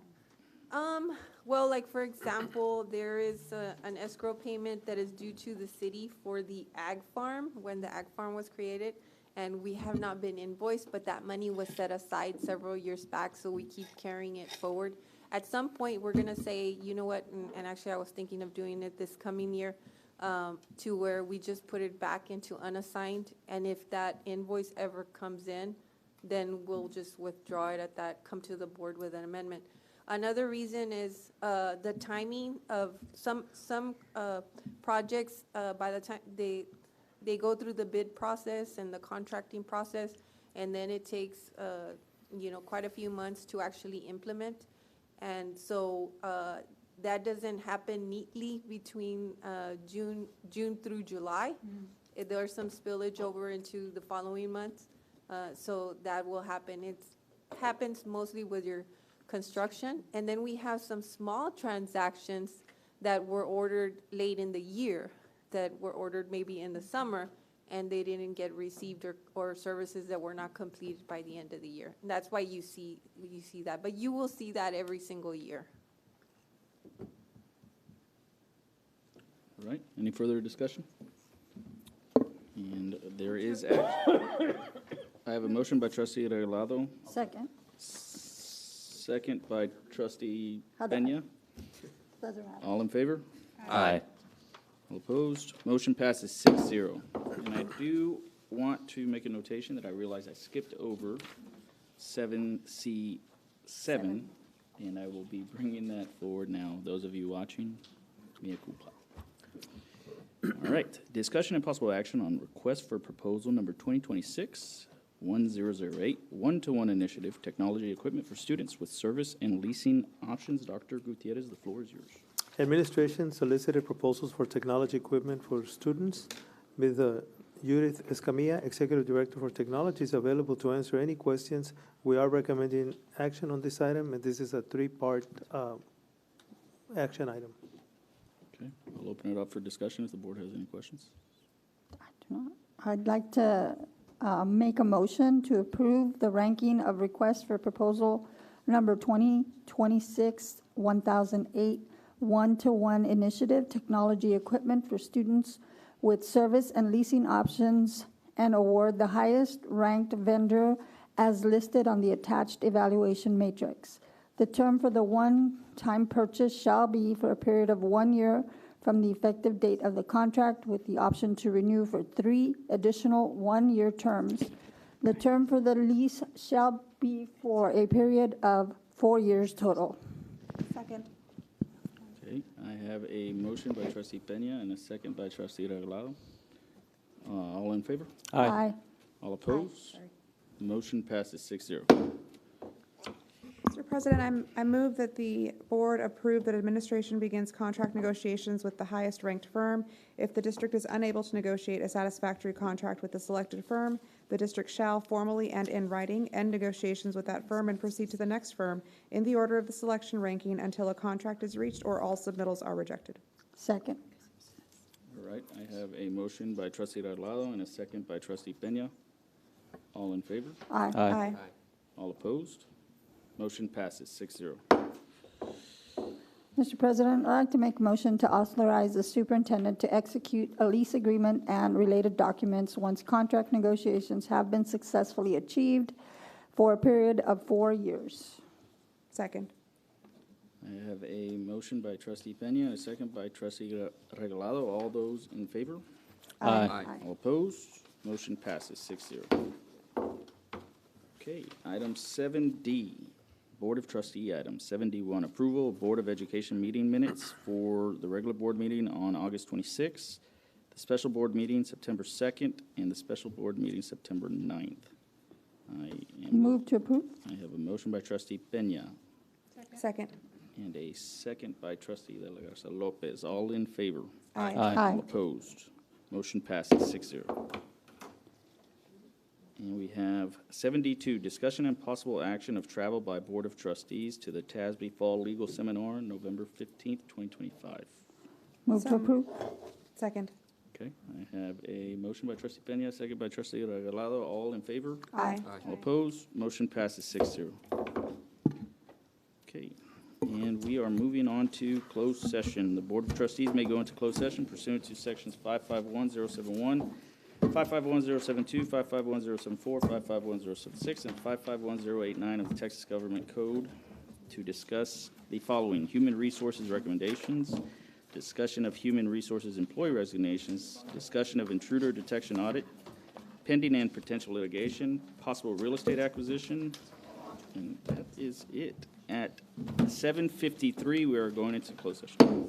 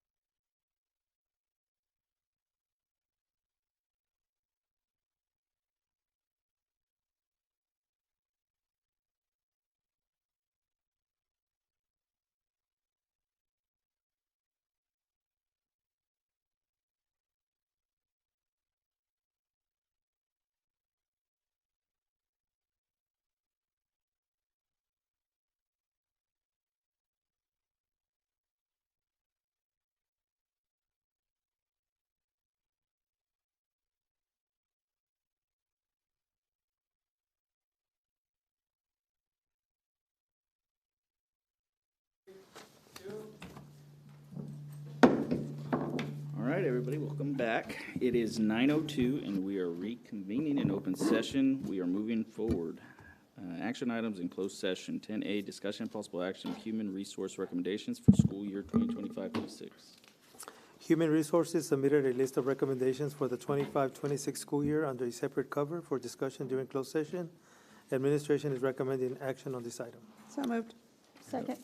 A motion by trustee Regalado, second by trustee Peña. All in favor? Aye. All opposed? Motion passes 6-0. And 10B, discussion of human resources, employee resignations, retirees for school year 25-26. Dr. Human Resources submitted a list of resignations and retirees for the 25-26 school year under a separate cover for discussion during closed session. This item is for information purposes only. All right. Move to approve? It's information. Oh, that was information, sorry.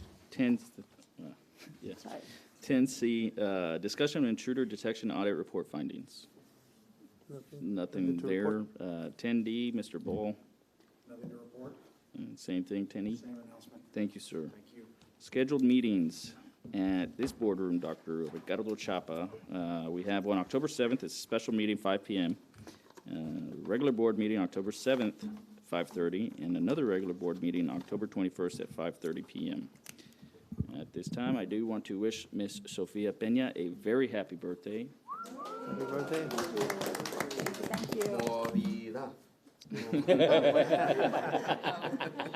And I will also entertain a motion to adjourn. So moved. All right, I have a motion by trustee Regalado, second by trustee Peña. All in favor? All opposed? Motion passes 6-0. We are adjourned at 9:04. Thank you, everybody. Good night.